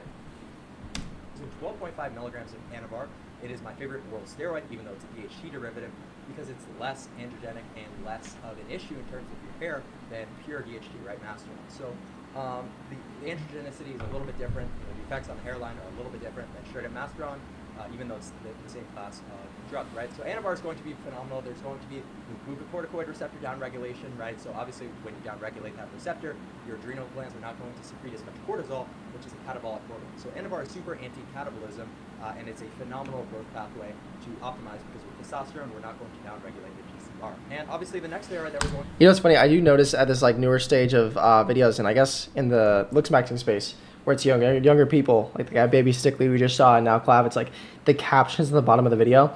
I see a lot of guys do this, and it's like, bro, you don't need that. Like, you really don't need that at all. But I guess it just retains the more brain-rotted people to just have it on. It's just, yeah, it's interesting to me, because, like, you don't need that. going to discuss is going to be testosterone. Test is best. This is the base for all your success, right? So if you're using steroids, you need to be using some sort of testosterone base, because that's going to convert into all the necessary hormones that your body needs. So, we are going to cover all bases with testosterone. We're going to get that conversion into estradiol through the aromatase enzyme. And, without testosterone, going to feel like shit, you're going to look like shit, and you won't have any sexual function. So we need at least 100 milligrams of testosterone in any cycle, no matter what you're doing. Now, I went a little bit out of order here, but the next thing I use is C-Max, right? So C-Max, I'm using in 9-day cycles. I have a nasal spray of C-Max, and that's going to help and be really synergistic with the other stimulants. So bro has to spray his nose, bro has to take oral pills, bro has to inject a bunch of stuff in him as well. Dude, I mean, personally, not for me. But we'll talk in a second about if it's biblical or not. I take, and it is a phenomenal nootropic. I feel the acute benefits of C-Max in terms of my cognition right away. So amazing stuff, really no downsides. C-Max is phenomenal, way better than Solank, but you need to be using the nasal spray, right? So obviously with the injectable version, we're not going to cross the blood-brain barrier, and we're not going to actually get the benefits of the nootropic. The next thing I'm going to talk about is melanotan 2, right? Obviously, from my last videos, I've been getting a lot more tan, and that is due to the fact that I've been using melanotan 2. I've been using 250 micrograms of melanotan 2 every single day, and maybe only accessing UV rays for about 10 minutes a day. And I would say that I've built up a pretty reasonable tan over an 8-day period. This is 8 days, and I am pasty white. You can go back to my old videos. So melanotan 2 is legit, right? We've obviously got the oxytocin benefits, sexual function benefits, and slight appetite modulation, right? So the appetite modulation and suppression comes from the fact that it sort of nauseates you. So Was that can be a pro melatonin and a 2? con depending on what you're kind of looking for, but I would say that melanotan 2 is one of my favorite peptides. It's going to ascend you. There's a lot of debate on whether melanotan 2 or melanotan 1 is better. It is true melanotan 1 is more selective, and there's not going to be as many downsides like the sebaceous gland upregulation from melanotan 2, but MT2 does have a lot of benefits that I quite enjoy, like the oxytocin that we previously mentioned, as well as the sexual Another injectable benefits. It is kind of cool to see all these peptides everyone's talking about and sharing more stuff about like peptides you can take to do certain things. Like I've never heard that, but apparently it can make you more tan. Huh. Very interesting. So I would say that melanotan 2 is still your best bet. So the next thing that we're going to discuss is isotretinoin, right? So there's a lot of talk about what's better, topical tretinoin or isotretinoin, because they're the same mechanism of action, but unfortunately, topical tretinoin is not going to reach the deeper layers of the epidermis. That's why I prefer isotretinoin, right? We're going to have Bro's talking in better science. effect on the collagen, we're going to have better skin cell turnover, better modulation of the sebaceous glands, and an overall improvement by a large margin of the skin and skin quality that topical tretinoin, rather, will not provide you. I currently use I wonder if like, do the women that he talks to, these women like that he's like a human science experiment? Like, do they find that attractive? It's like if I were to be dating a girl and say that I had a protocol similar to this, taking all this stuff, how would she feel if I was like, yeah, I'm gonna go take my this, and that, and this guy puts like makeup on, and inject yourself all the time? Isn't that a little feminine at a certain point? Where it's like, bro, like, you're doing all this stuff. It's similar to, in a sense, what I think about, like, women getting lip filler and Botox. And it's like, bro, you're ruining yourself. You don't need all that. I feel like it's a similar tree, similar branch. 7.5 to 15 milligrams, depending on the day. And I'd say that's the ideal dose. In terms of anti-aging, I would lower it though to 5 milligrams a day. And that can be used for an incredibly sustainable period of time. Most actors in Hollywood are microdosing isotretinoin to get that collagen proliferation, to get the anti-aging benefits, and skin cell turnover benefits. The next thing I'm going to discuss is the going out step. So what exactly do I take to go out? Because I'm someone who's anti-alcohol. So what can we do to actually mimic the effects of alcohol, be low inhibition, without damaging our growth pathways? Pregabalin, right? So this is all hypothetical. I'm not saying to take any of these drugs, but I use pregabalin, right, to have a little bit less glutamate, which is the neurotransmitter that is largely linked to anxiety. Anxiety, going to the club, no way. Is the audio on the laptop too quiet? Did it stop? Reduce that neurotransmitter. Now that neurotransmitter has its pros, but certainly not during nightlife, so we're going to temporarily reduce the amount of glutamate. Now the next thing we're going to use is a GABA B agonist, which is baclofen, right? So as many of you guys know, alcohol is going to agonize the GABA A receptor, so we're going to hit a similar receptor with GABA B. Obviously it's a little less euphoric, some of the effects are not the same as alcohol, but in terms of inebriation, it can mimic a lot of the same things, and when synergized with pregabalin, it could give you a pretty good stack and pretty closely mimic alcohol's effects. Yeah, how does my Next thing voice I'm sound going compared talk about that I've to used, and I don't consistently use the audio? is alprazolam, right? Alprazolam is a GABA A receptor agonist, and you might think, hey, why don't you just use that all the time? But instead of drinking, if it's the same receptor, well, it is hugely neurotoxic. Even though it's a direct agonism of GABA A and closest to alcohol, not a good thing. It downregulates the GABA A receptor very quickly. You build a tolerance. I'm not saying to use this. Stay as far away from alprazolam as you could, but it certainly is something that you can use, in dire situations if you to have Okay, I'm happy with it now. ambition. The next thing I'm going to discuss is my hair loss protocol. Now that's going to be 2.5 milligrams. Okay. So now I want to look up a certain thing. Just kind of a crazy search. I wonder if everyone's ever looked this up. Bible verses about Looksmaxxing. Oh, we got a great Reddit discussion. So it's like, okay, when I look this up, it says 1 Peter 3:3-4, Samuel indicates true beauty stems from within, focusing on one's inner self and heart rather than outward appearance, which is true. That is true.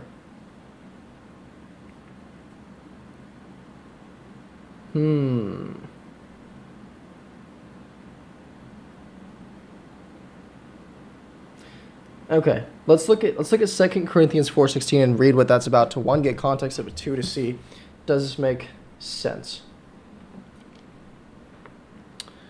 Corinthians.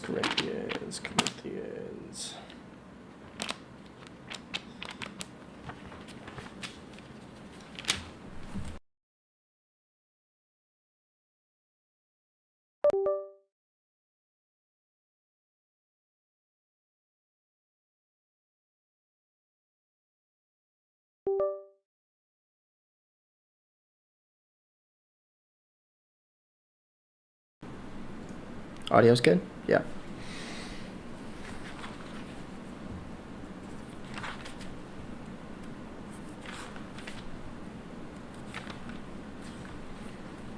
Come on now.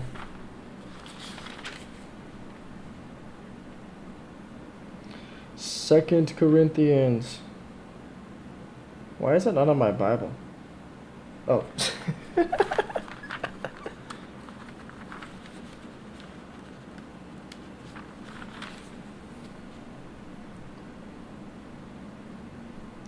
There we go.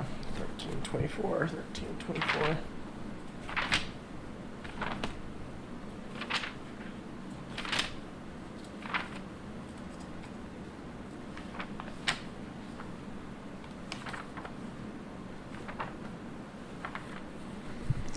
Okay, we are looking for 2 Corinthians 4:16. Okay, present weakness and resurrection life. Therefore, since through God's mercy we have this ministry, we do not lose heart. Rather, we have renounced secret and shameful ways. We do not use deception, nor do we distort the word of God. On the contrary, by setting forth the truly plainly, we commend ourselves to everyone's conscience in the sight of God. And even if our gospel is veiled, it is veiled to those who are perishing. The God of this age has blinded the minds of the unbelievers, so they cannot see the light of the gospel that displays the glory of Christ, who is the image of God. For what we teach is not ourselves, but Jesus Christ as Lord, and ourselves as servants for Jesus' sake. For God, who said, let the light shine out of darkness, made his light shine in our hearts to give us the light of knowledge of God's glory displayed in the face of Christ. But we have this treasure in jars of clay to show that this all-surpassing power is from God and not from us. We are hard-pressed on every side, but not crushed, perplexed, but not in despair, persecuted, but not abandoned, struck down, but not destroyed. We always carry around in our body the death of Jesus, so that the life of Jesus may also be revealed in our body. For we are alive, and always being given over to death for Jesus' sake, so that his life may be revealed in our mortal body. So then death is at work in us, but life is at work for you. It is written, I believed, therefore I have spoken. Since we have that same spirit of faith, we also believe, therefore speak, because we know the one who raised the Lord Jesus from the dead will also raise with Jesus and present us with you to himself. All this is for your benefit, so the grace that is reaching more and more people that may cause thanksgiving to overflow to the glory of God. Therefore we do not lose heart. Through outwardly we are wasting away, yet inwardly we are being renewed day by day. Dang, that rhymes. God is a poet.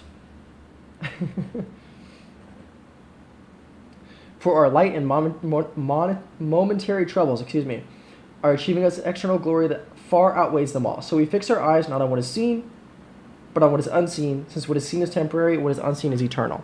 So that's more talking about what is inside your character that is eternal. Giving your love to Jesus.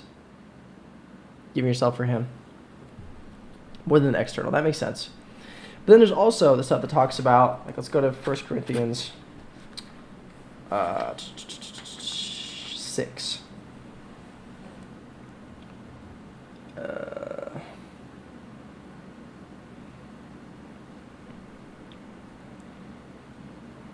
Flee from sexual immorality. All other sins a person commits are outside the body, but whoever sins sexually sins against their own body.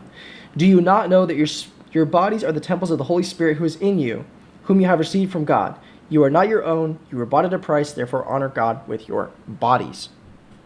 That's very big. Because I think a lot of this Looksmaxxing stuff is talking about sexual validation, trying to get hookup culture going with women and men. And I think that's a negative spiral, obviously, because it's very much against the Bible to have those kind of relationships before marriage. So I think when you look at this stuff, it really depends on where is your head at. Are you trying to improve yourself because you know your body's a temple? Or do you not mind destroying it just to look better by taking steroids, drugs, whatever, to get to that goal that you have for yourself? If you are, like, how much of your appearance can you do for the glory of God? Because you don't want to be vain, right? If you're going to the gym, I see that as fine. I say that strengthening your bodies, for one, to protect your family, because you're stronger, physically stronger, visibly stronger, mentally stronger. But when you're doing all these shortcuts, these peptides, these drugs and stuff to just simply look better, I think that's where it gets into the vain territory where you're almost making yourself a god. And seeing yourself as like, I'm leveling myself up and that's all that matters, which is not true. So I think it's definitely very dangerous as a Christian man. But let's see what Reddit has to say. Let's cruise the red. I'm not a robot. Car. Traffic light.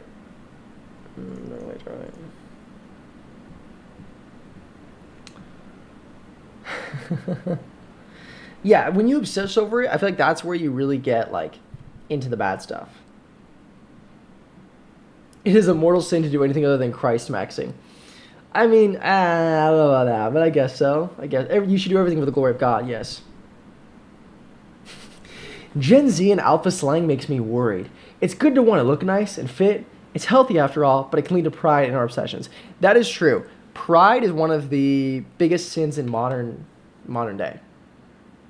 You know, obviously from like the homosexuality standpoint, but people just in general see themselves as the person they take the most pride in, when it's like you are living for God, to praise his kingdom, to be a part of that.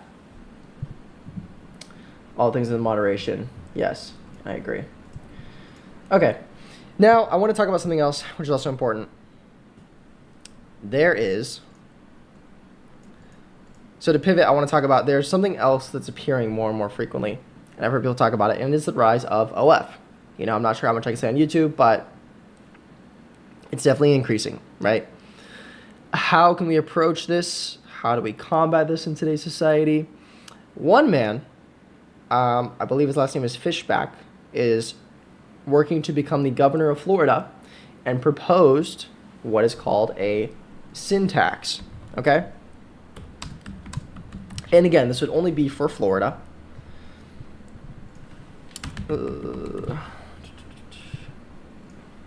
Let's read an article on this.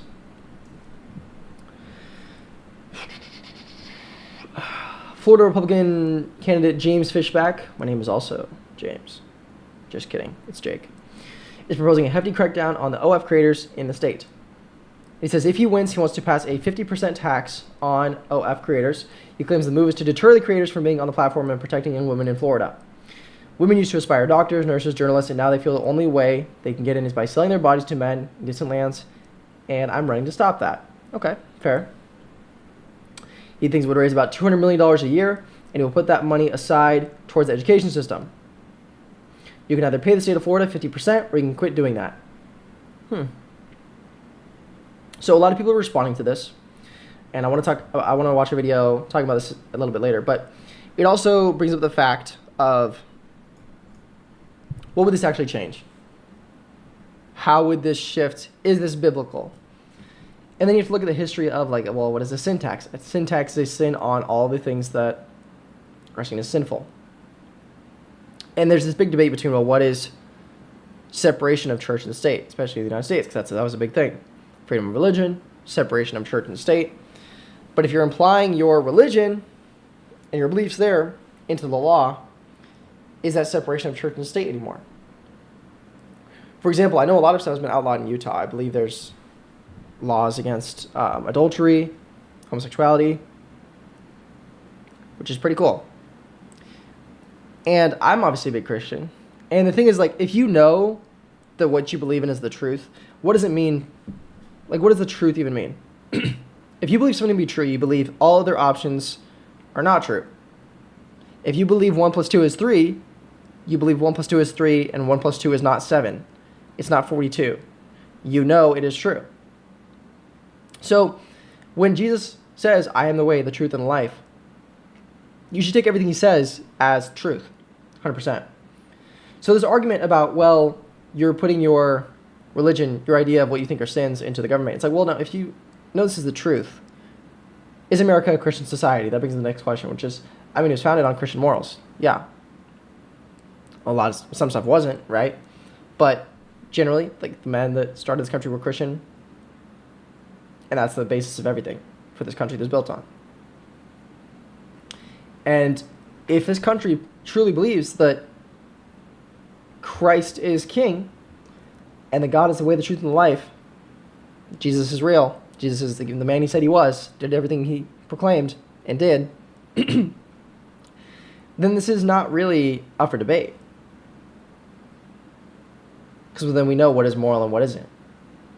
So that's my opinion. But with the situation specifically, it's like, well, is this actually going to make a big difference? Are these girls going to be deterred from it? Florida is one of 50 states in America. If this is only applied in Florida, if he even gets elected, that is, sure, a lot of the girls there I think are going to move away, get residency somewhere else, move to a different state. And Florida does have pretty good tax benefits already from what I've heard, so that's why a lot of those creators are already there that are making a lot of money. But they could increase their prices for the people they serve, you know. But then it's like, why not tax the consumers of it instead?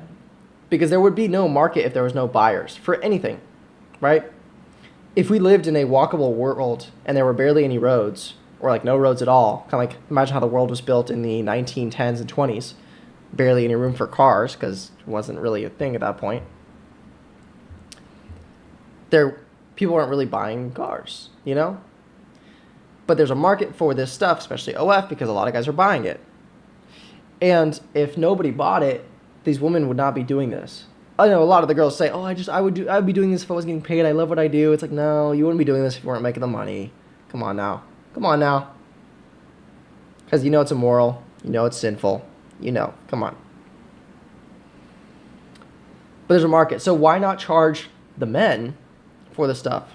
And I'm for taxing the women on it too, but it's like, if you want to remove this influence from the world, increasing the cost for it is a lot better, right? Because it's either you pay the cost, it's like, let's say there was like a 50x increase in all prices for all this stuff. Let's just say OF, keep it small for now, not grand scheme. People would probably stop buying it. The people that are really addicted would keep buying it, right? But if the price went up, a lot of people would stop buying it. And it's like, well, you either pay on earth or you pay for the eternity in hell that you will have if you continue to sin and do not repent and believe in Jesus Christ. So I am for the idea of these sin taxes. Because one, it establishes that Christianity is the way, the truth, and the life, and through Jesus you will be saved. That's what our country is based on. And these other countries have their own religions that they practice fully and incorporate into their laws. And America is the land of the free, the home of the brave, established by Christians. So there's freedom of religion, yes. But the government should be a lot more focused on applying these things. Not forcing everyone to be Christian. You know, God gave us free will. We should give the people free will, in my opinion. But I do think this could do well. But here's the thing. So if these creators move to a different state, and this does come true, so they move to a different state, there's going to be a problem over there. Again. And maybe you can make the argument that eventually this could scale up into a US-wide thing if there's success in Florida with this, which I think would be cool. But then it's like, we have to do it to the large corporations. Increase the prices on all this stuff. Get rid of that industry. possibly, which I know raises a bunch of new questions. But if you really want to combat it, this is a decent way to do it. But this seems very narrow-minded and a little bit more like a marketing thing, more where this guy is just like promoting.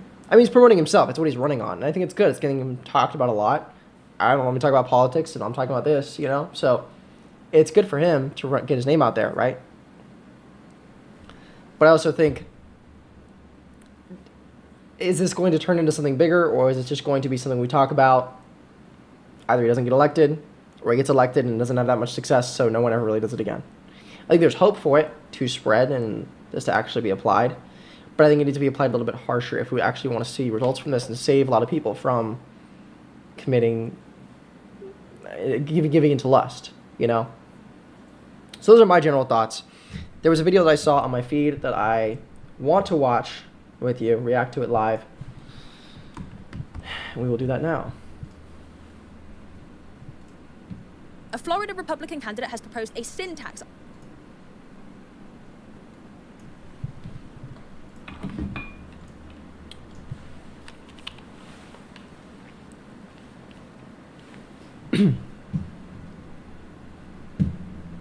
A Florida Republican candidate has proposed a sin tax on only creators' income.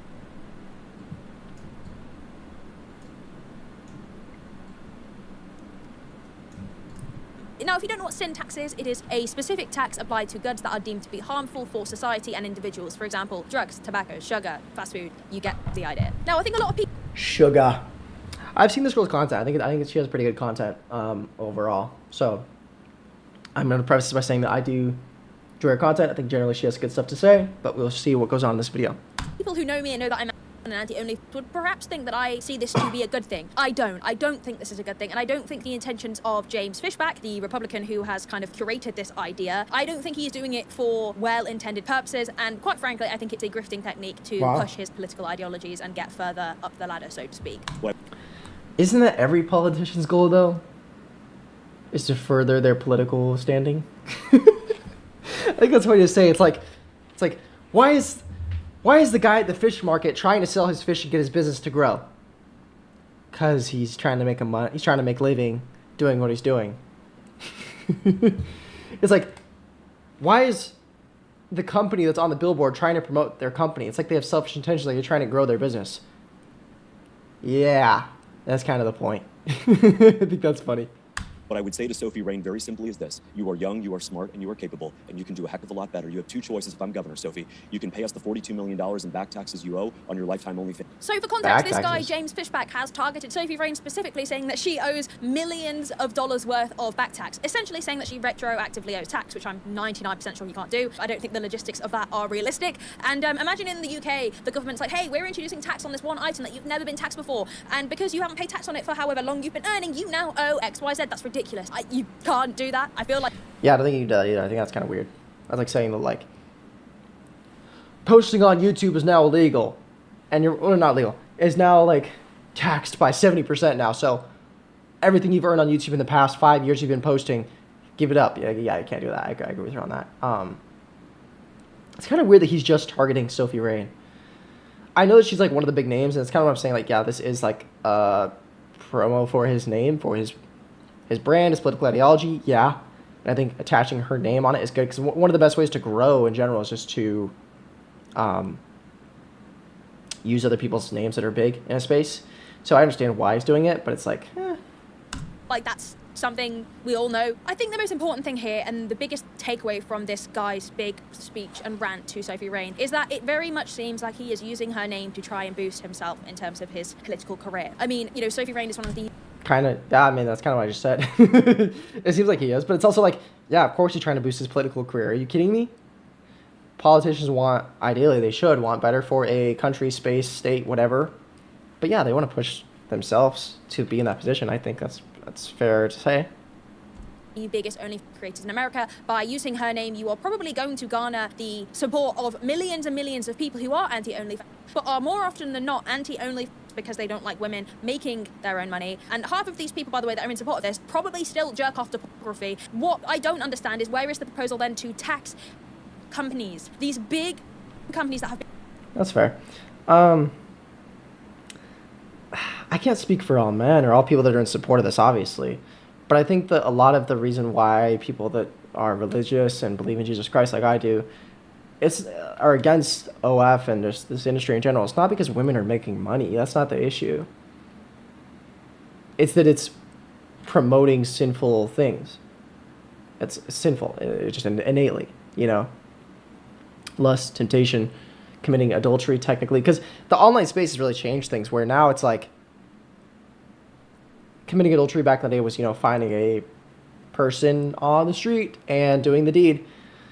But now it's like it can be digital, kind of like this, where it's like you buy from somebody through the internet and you do your own thing, and that's just kind of how the world is now. So it's almost like the whole thing is sinful. It's not just the women, and the fact that the women are making money is not necessarily the problem. It's just the people that are consuming it, people that are creating it. People that are creating it are at fault. People that are consuming it are at fault. But both exist because of each other, and we need to worry about how can we get both of those groups to become smaller. Less people creating it, less people consuming it, to eventually where no one creates it nor consumes it.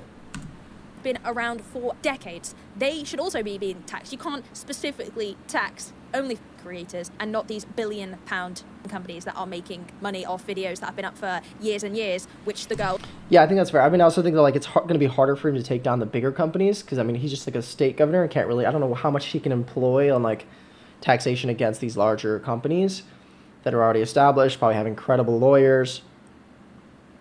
But I do see what you mean. Like, I think that's important too. You have to take all of them down. I think he's really just focusing... I can't speak for him, but I think he's focusing on OF first because it's like smaller scale. It's mostly people that are running their own thing, and then OF as a company is decently large, but I think it's easier for him to tax individuals, like a small business owner, so you could label it that way, than a large company. And I hope he wants to take down the large companies eventually, but I don't know his takes on that. Who are featuring in the video only made a one-off payment for. So, for example, Alabama passed a law for a 10% tax on websites, and then that tax was used towards mental health and addiction programs. Nice. But here we have him implying that only creators who earn millions of dollars have to pay 50%, which doesn't make much sense because companies are making absolute bank. The industry is a billion-pound industry. True. He should also be targeting these director men that are making an absolute bank off of women that haven't even been in the industry in a very long time. Fans' earnings, where you can stop doing that and doing something noble and worthwhile, and I look forward to celebrating your wins there. You're definitely calling only sinful, and that really gets to a real core cultural. So this is the issue again. I think that only is inherently wrong. I think only is inherently bad for society because I think the exploitation of women's bodies is something we should not be normalizing. That doesn't mean to say, however, that I place myself on a pedestal above workers, because more often than not, workers are in the industry because they are struggling to make ends meet, which is speaking volumes on a bigger economic issue that we are facing and America is facing. Therefore, I think it's less... I mean, like, yes, the economy has an issue, and that's why a lot of people have to work multiple jobs, do a bunch of different things. Some girls turn to this stuff, right? But I think it's also like it shows your character. If you're running out of money, the economy's not good, and you say, let me turn to selling myself online because it's an easy way. And like most of these people don't even make money doing this stuff. And I understand, but I don't want to say that these women are completely just the victims of this. You know, it's like you are choosing to do that rather than go get a minimum wage job on top of your regular job, which is, it's bad, yes, but I don't think the economy being in a bad place is the reason for this alone.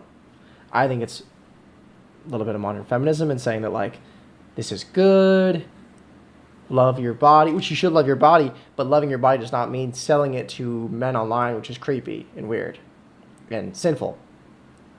That's where I draw the line. That's where I think the big problem is with this, where it's not necessarily because of the economy that is a big problem that should be fixed, but more about what we are telling women is empowering, which is not, which is selling yourself online.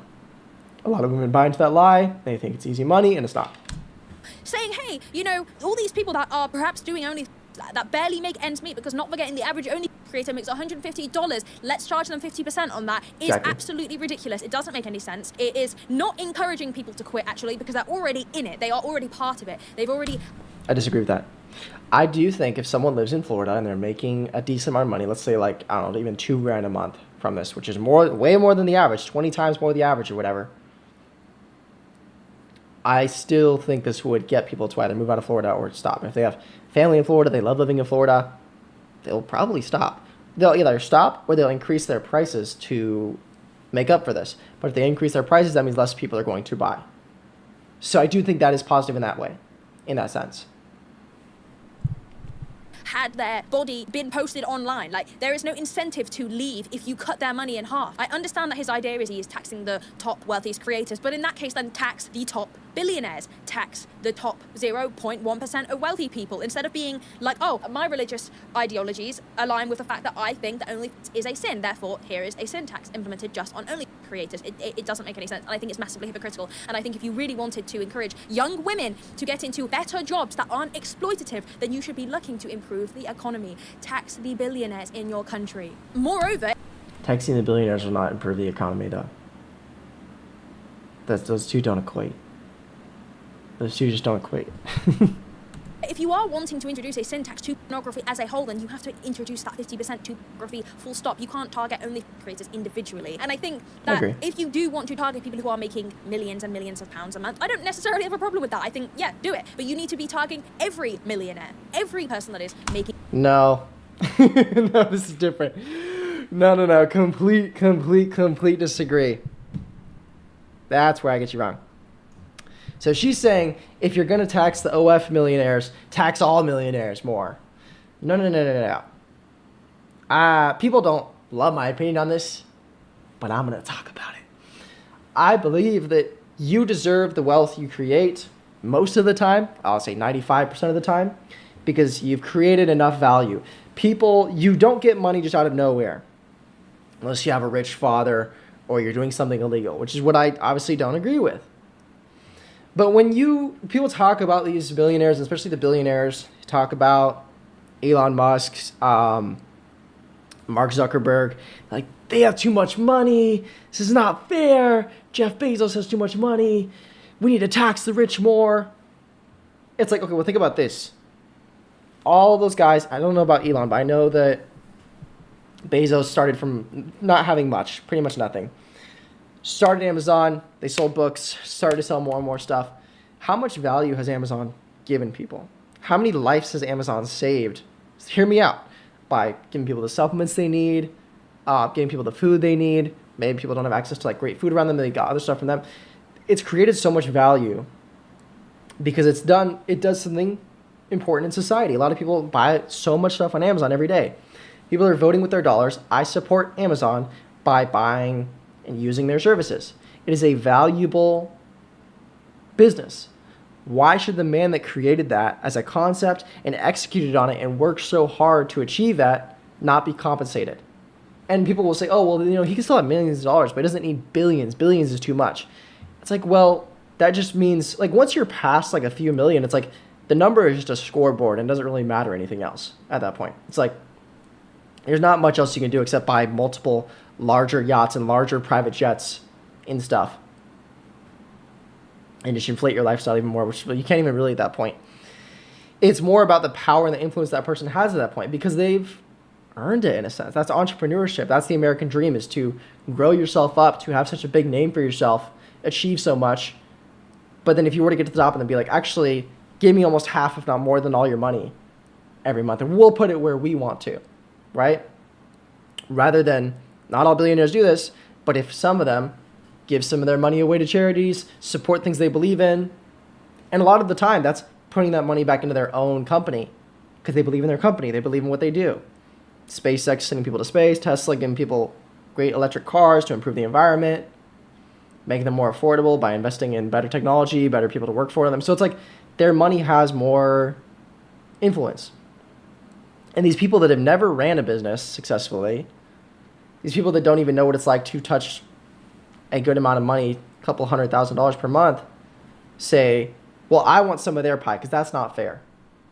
That's really what this whole tax the rich thing is. It's like, well, that's not fair. It's like the kids do this all the time,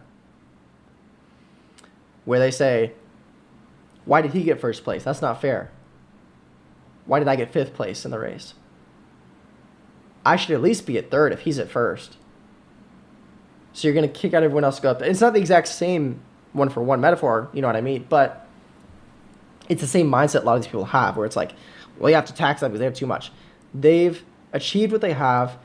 They have the wealth they do for a reason. 95% of the time. And 95% of the time, they solved a large problem for society. And to say the tax the millionaires is so ridiculous because the millionaires aren't even at that level of billionaires. Although now you know my opinion on the billionaire thing, I don't agree they need to be taxed more than they already are. Why would you tax even smaller people like the millionaires that are doing something good, running a business, helping people in some way, shape, or form by doing their service, running restaurants, maybe owning a restaurant group, hospitality group, a coaching business, an AI business, software, large sales firm, whatever these $1 million businesses you're talking about are. Why would you tax them more when they're already getting taxed so much? People paying like a third of their income and stuff to send the government for what is the government going to do with it? They get to vote on it and say, oh, please do this with my money, rather than letting them have it to either grow their business further, invest in their lifestyle if they want to, because people have the free will to do that, or to give to charities, whatever they want to do. So it's like people already get taxed enough in this whole mindset. We need to tax the rich more. One, that's not going to fix the economy.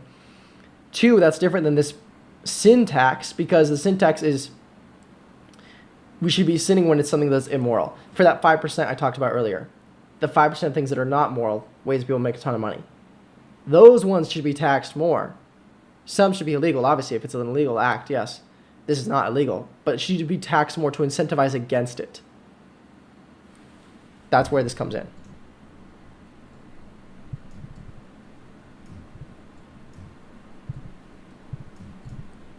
Millions. You can't specifically target a group of people because of your own opinions. And as much as I agree that is terrible, what happened to separating, I don't think it's targeting the people. I think it's targeting the actions of the people, right?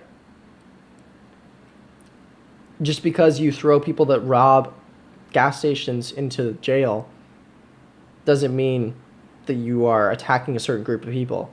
You're attacking the action they're doing, regardless of the person they are. Is someone that robs a gas station a bad person? Yeah. Maybe some had better reasons than others. Maybe some needed to provide for their family. Maybe some just wanted it to get more money.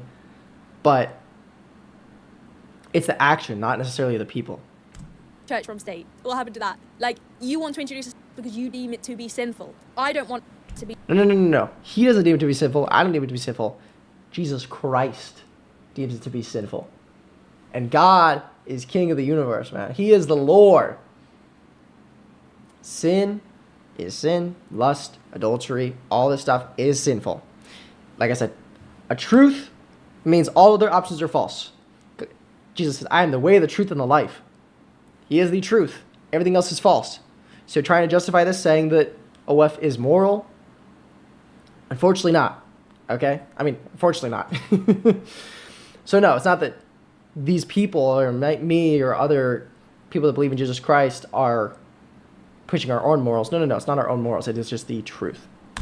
Be normalized because I think it exploits women. I think he's hiding behind this. This is my issue. He sat there being like, oh, women can do way better. Women can create opportunities for women then. I hope to God I see you creating more opportunities for women, for young women in America to do the things that you're proposing they should be doing. To make the economy an easier place for girls to go into nursing, for girls to go into these high-paying jobs that you're saying that they would be better off doing. I just feel like it's such... Yeah, it's not like you can't have one without the other. It's like you can't... It's not that doing a tax like this on OF creators means that women have less opportunities. It's like, no, that just shouldn't be an opportunity for women or for men to consume. And I feel like he's completely glazing over the fact that the majority of women go into work because they're poor and they need money and they think it is a good financial decision. Yes, and that's the lie. And that's where I do sympathize with these women that go into that, believing that lie, thinking that this is easy money, that there's no harm done by it. And they think, well, I'm already have a life that is very promiscuous already, so why not just post online, make some money from it? And I feel bad for those girls. I really do. That they put themselves out there like that, barely make any money, some make some money, and it's not what they were promised. But it's also like, you must pay for your sins. Like, if someone murders somebody but doesn't know that it's wrong and it's a sin in the Bible, maybe they were manipulated into it, but still they committed the sin, they must pay for it. But that's where Jesus comes in and says everyone is saved as long as they believe in me. So now I say all the time, don't do it. because not only are you not likely to make enough money doing it, but also you're permanently online, right? Your digital footprint is going to follow you around. When you post your body online, you may think it's gone, but it's never gone, and you can't escape it. And I also just think he is not campaigning to make America a better place in which American women can get into higher paying jobs. Instead, he's campaigning to be like, we're just going to halve your money. That's not going to help women. I saw him talk about saying that he's going to put the money that he taxes these women, the money that he gets from taxing on these women into education and giving kids better school lunches and things like that. And then, again, I understand what a politician says, what a politician does is very different sometimes. So he's not even elected governor yet, so don't know what he'll do. I don't want to defend him. I don't know anything about what he's actually going to do. But I don't think he's just saying taxes people and that's it. Not go into the industry. It's going to make the women that are already in the industry struggle more financially, because you targeting that top percent of creators isn't what you're doing. You are targeting all the creators. You know, this kind of mindset also, like, is the same kind of ability, like she said, tax the rich. And it's like the same thing is applying here. You know, you have to look at this logic and apply it to your own argument as well. Because if you're saying tax the rich, tax the billionaires, tax the rich, and you just tax the billionaires, which is one thing, but also tax the millionaires to be able to make hundreds of thousands of dollars per month. Well, most often than not in a business that they're making that much money. And it's like the same argument you're making of saying that it's fair to tax the top 1% of creators, but not the other smaller ones because it's unfair for them. Can't you see it's the same thing that applies for just business and making money in general? If you truly want to tax the top 1% and the billionaires, and have that same tax for people that make millions of dollars per year, it's like, well, you're just ruining it for everyone. It's going to make the economy and everything so much worse. You see what I mean? So you kind of look at it both ways. Therefore, you are targeting a majority of women who aren't making money at all from it. And you are taking even more money away from them when they are already earning such a low paycheck. There are steps to take before this tax. Again, I don't tax millionaires, good. Tax billionaires, great. But you need to tax these huge companies. I literally had a quick research, and it doesn't take much looking online to realize that even these billion-pound industries are not being charged the same amount that he is proposing to charge these creators in tax. It's ridiculous. Issue.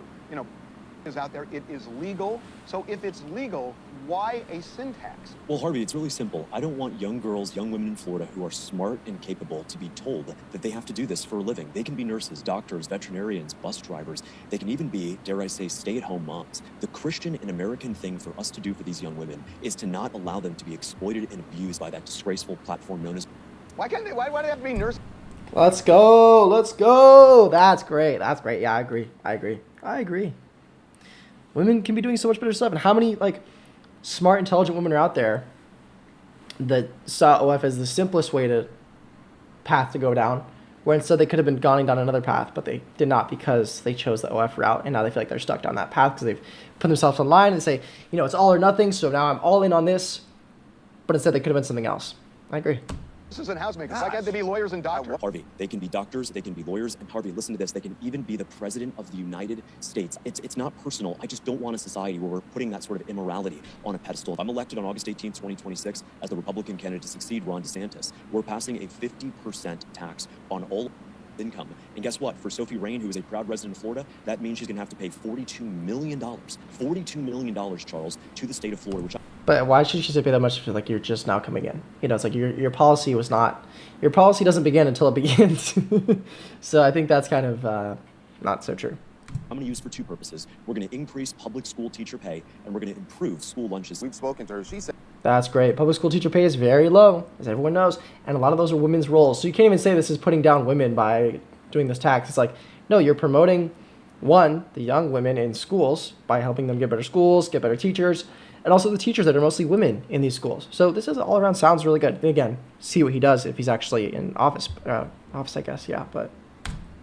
I think what's also specifically funny about this and ironic is that he refers to it as a sin tax, but I'm pretty sure, again, I'm not a religious person, I'm pretty sure that in the Bible they refer to greed as a sin, and would you not say that billionaires then, therefore, by definition, are sinful? Do you know? No. Making money is not greed. It can be, but that doesn't necessarily mean that it is greed all the time. I could say to this girl, why do you want to make money on YouTube? That's greedy. Why not just do it for free? Why not never take a sponsorship, take all of your ad revenue and give it to charity? Well, you need to live. right? Same thing with business owners, same thing with people that make money online. It's not greed because you want to succeed and have a living for yourself. And living looks different for a bunch of different people. People say, oh, well, you don't need the Lamborghinis and stuff. Maybe someone wants that. Who's to say? Why are you to say that they can't have a Rolex on their wrist and 4 supercars? That's what's awesome about America. You can do whatever you want. You can grow as big as you want. That's the real big thing. And is that greed? Some people have that as greed. Other people see it as having more money to make a bigger impact, to give more to their church, to be able to support their family, to be able to grow their business. Like I'm in the coaching space. If when I get more money, it's like, okay, maybe I put more investing into myself, my own skills to help other people grow closer with the Lord, grow their own businesses, make more money for themselves and for their families, to serve the kingdom of the Lord. Not everyone has those same morals, yeah. But not everyone that has a bunch of money is greedy. I would even say some billionaires are not greedy. It's how much value do you give, and your score goes up for how much value you give people. A lot of people use Amazon. A lot of people get a lot of value from Amazon. So Jeff Bezos' income, through the roof. You don't want to tax billionaires for having an unethical amount of money? Never in my whole life did I think that I would wake up and see a Florida politician trying to start beef with me for clout. So he's proposing a sin tax on bops where we would have to pay 50% to the state on top of the 37 I already paid to the government. And I would be more than happy to pay that if multi-billion-dollar corporations were also being properly taxed. But surprise, they're not. I never usually get into politics, but there are clearly better ways to raise funds from actual corrupt businesses in our country. I think that people also fail to realize that there are so many creators on this platform that do this job because they're struggling. So to tax them like that when they're literally doing it just as... Do we not have free will anymore? Do we not have free will?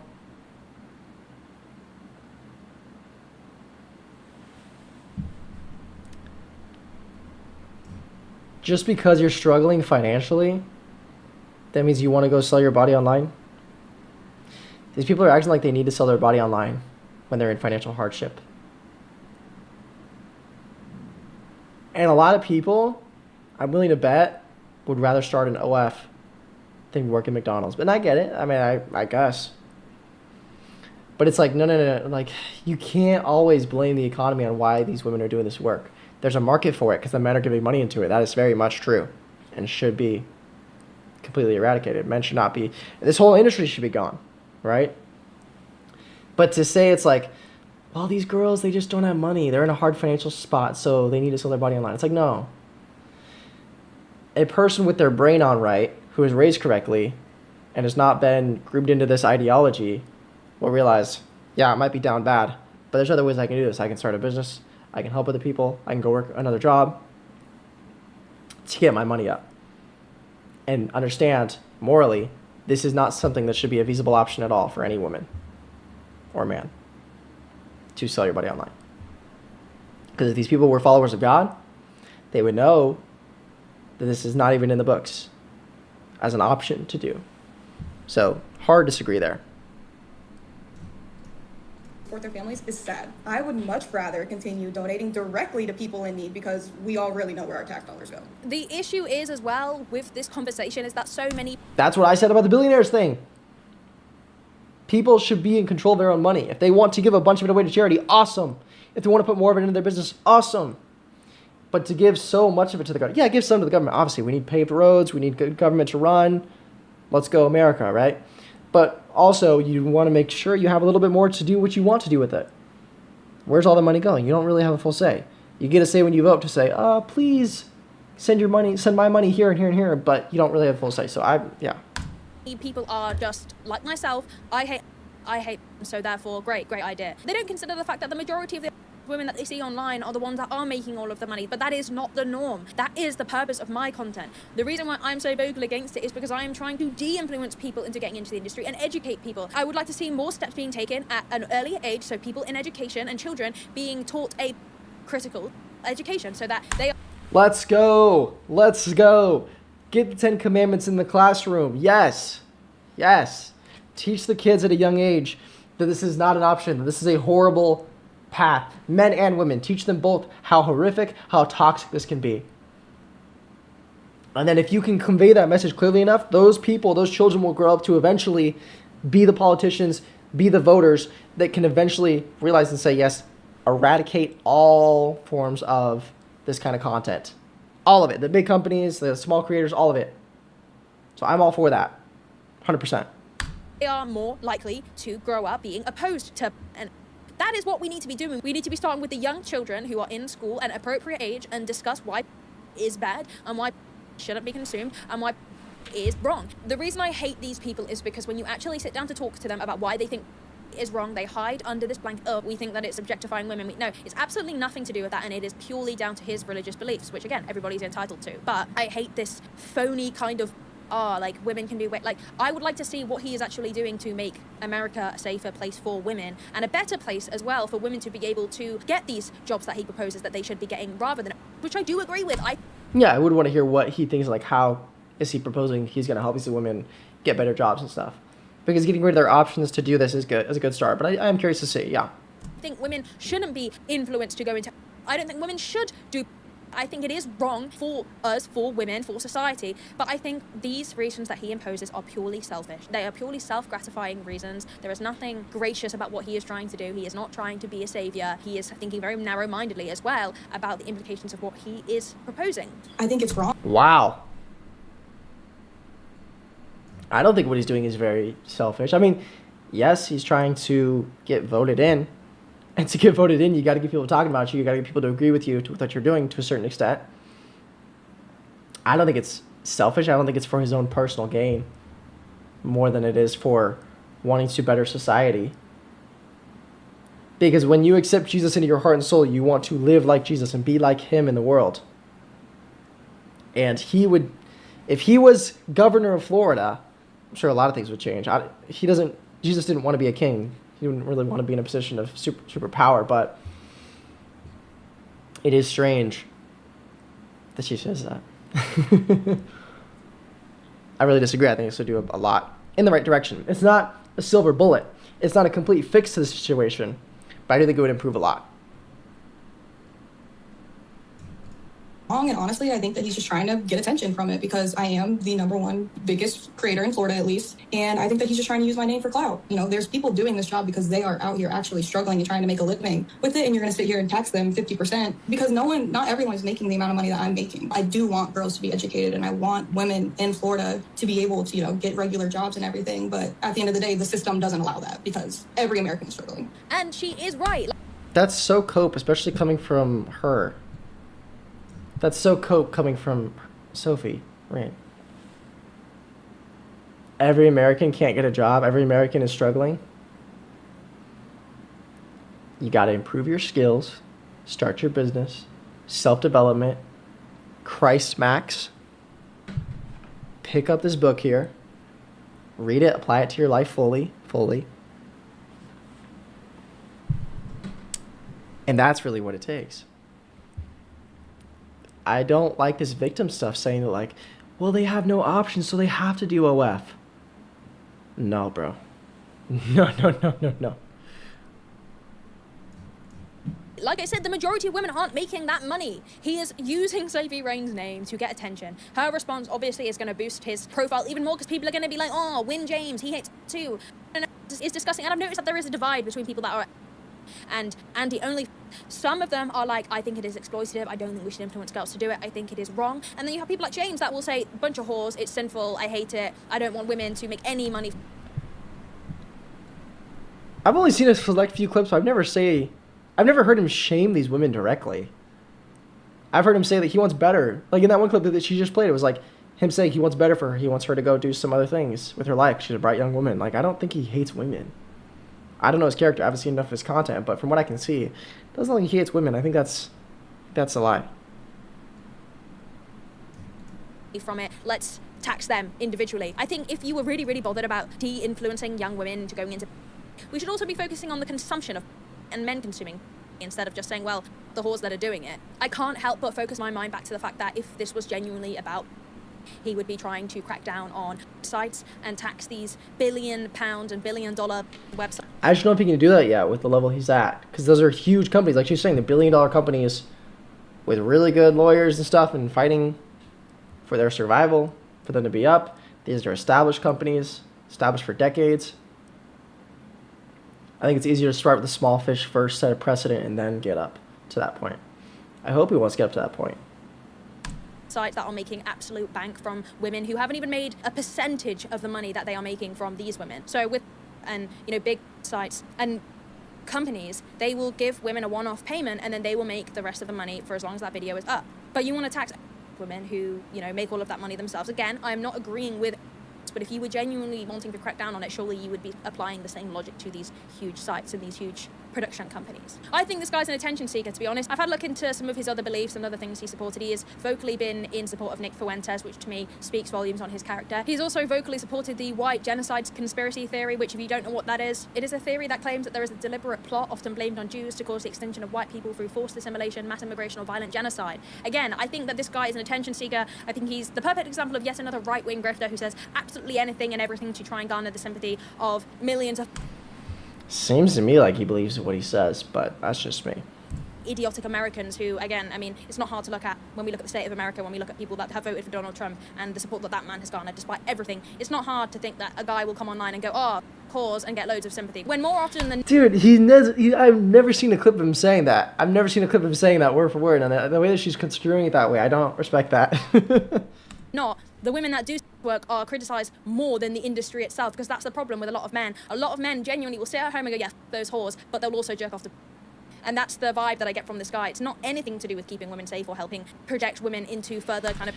I think it's keeping everyone safe. I mean, I don't know about what specifically has to do, but I think, at least my standpoint on stuff with this environment, this industry, is to keep everyone safe. Because one, the women are not safe in this industry, in the professional, and then with the smaller business owners with OF, I think none of them are safe. I think it's very dangerous. People get pushed and forced into stuff, and obviously they're doomed to hell if they do not repent from this lifestyle of doing that sort of stuff. So that's obviously bad, but I also think it's not safe for the people that consume it as well. And like I said earlier, they would both not exist without each other. If no one was consuming it, no one would make it. If no one was making it, no one would watch it. I want everyone to be safe, and I think that everyone deserves to be in heaven. Everyone deserves to not fall victim to this horrible sin that is lust, because it's one of the strongest ones. And God even says, do not try to fight against lust, because your willpower will lose. Of academic roles, it is primarily about controlling women and gaining, the masses' support, because again, I do think rightfully so that we should be speaking out against men only. But I bet if you look further into what has this guy done, right, to project, what has this guy done to de-influence young men into consuming it, other than talk about his religious beliefs and how it is sinful and how masturbating to is a sin. Like, it's much deeper than that, and I think when people use their religion as the only reason why they think that is wrong, I automatically... Truth means all their options are wrong. I think if you believe in Jesus Christ, you believe in the Holy Word, you see it as the truth, and every other option is false. And if every other option is false, if you believe, like, having truth means you believe something is true and everything else is false. If you believe 1 + 2 = 3, and someone tells you 1 + 3 is 24, you simply say they're wrong because you know the truth.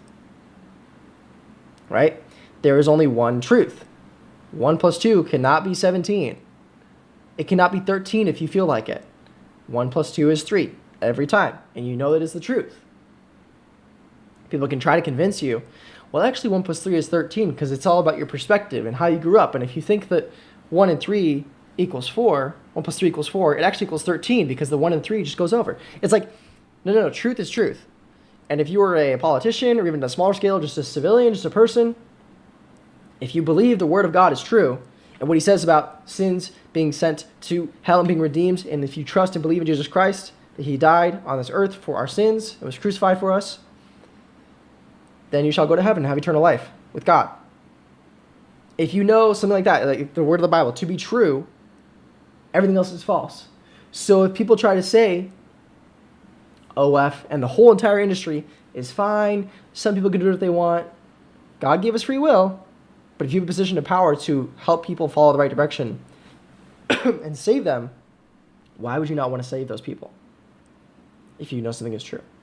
If you know 1 + 3 is 4, but everyone else is thinking 1 + 3 is 17, you should try to at least show them or guide them or incentivize them to believe 1 + 3 is 4, because you know that it's the truth and all their options are false.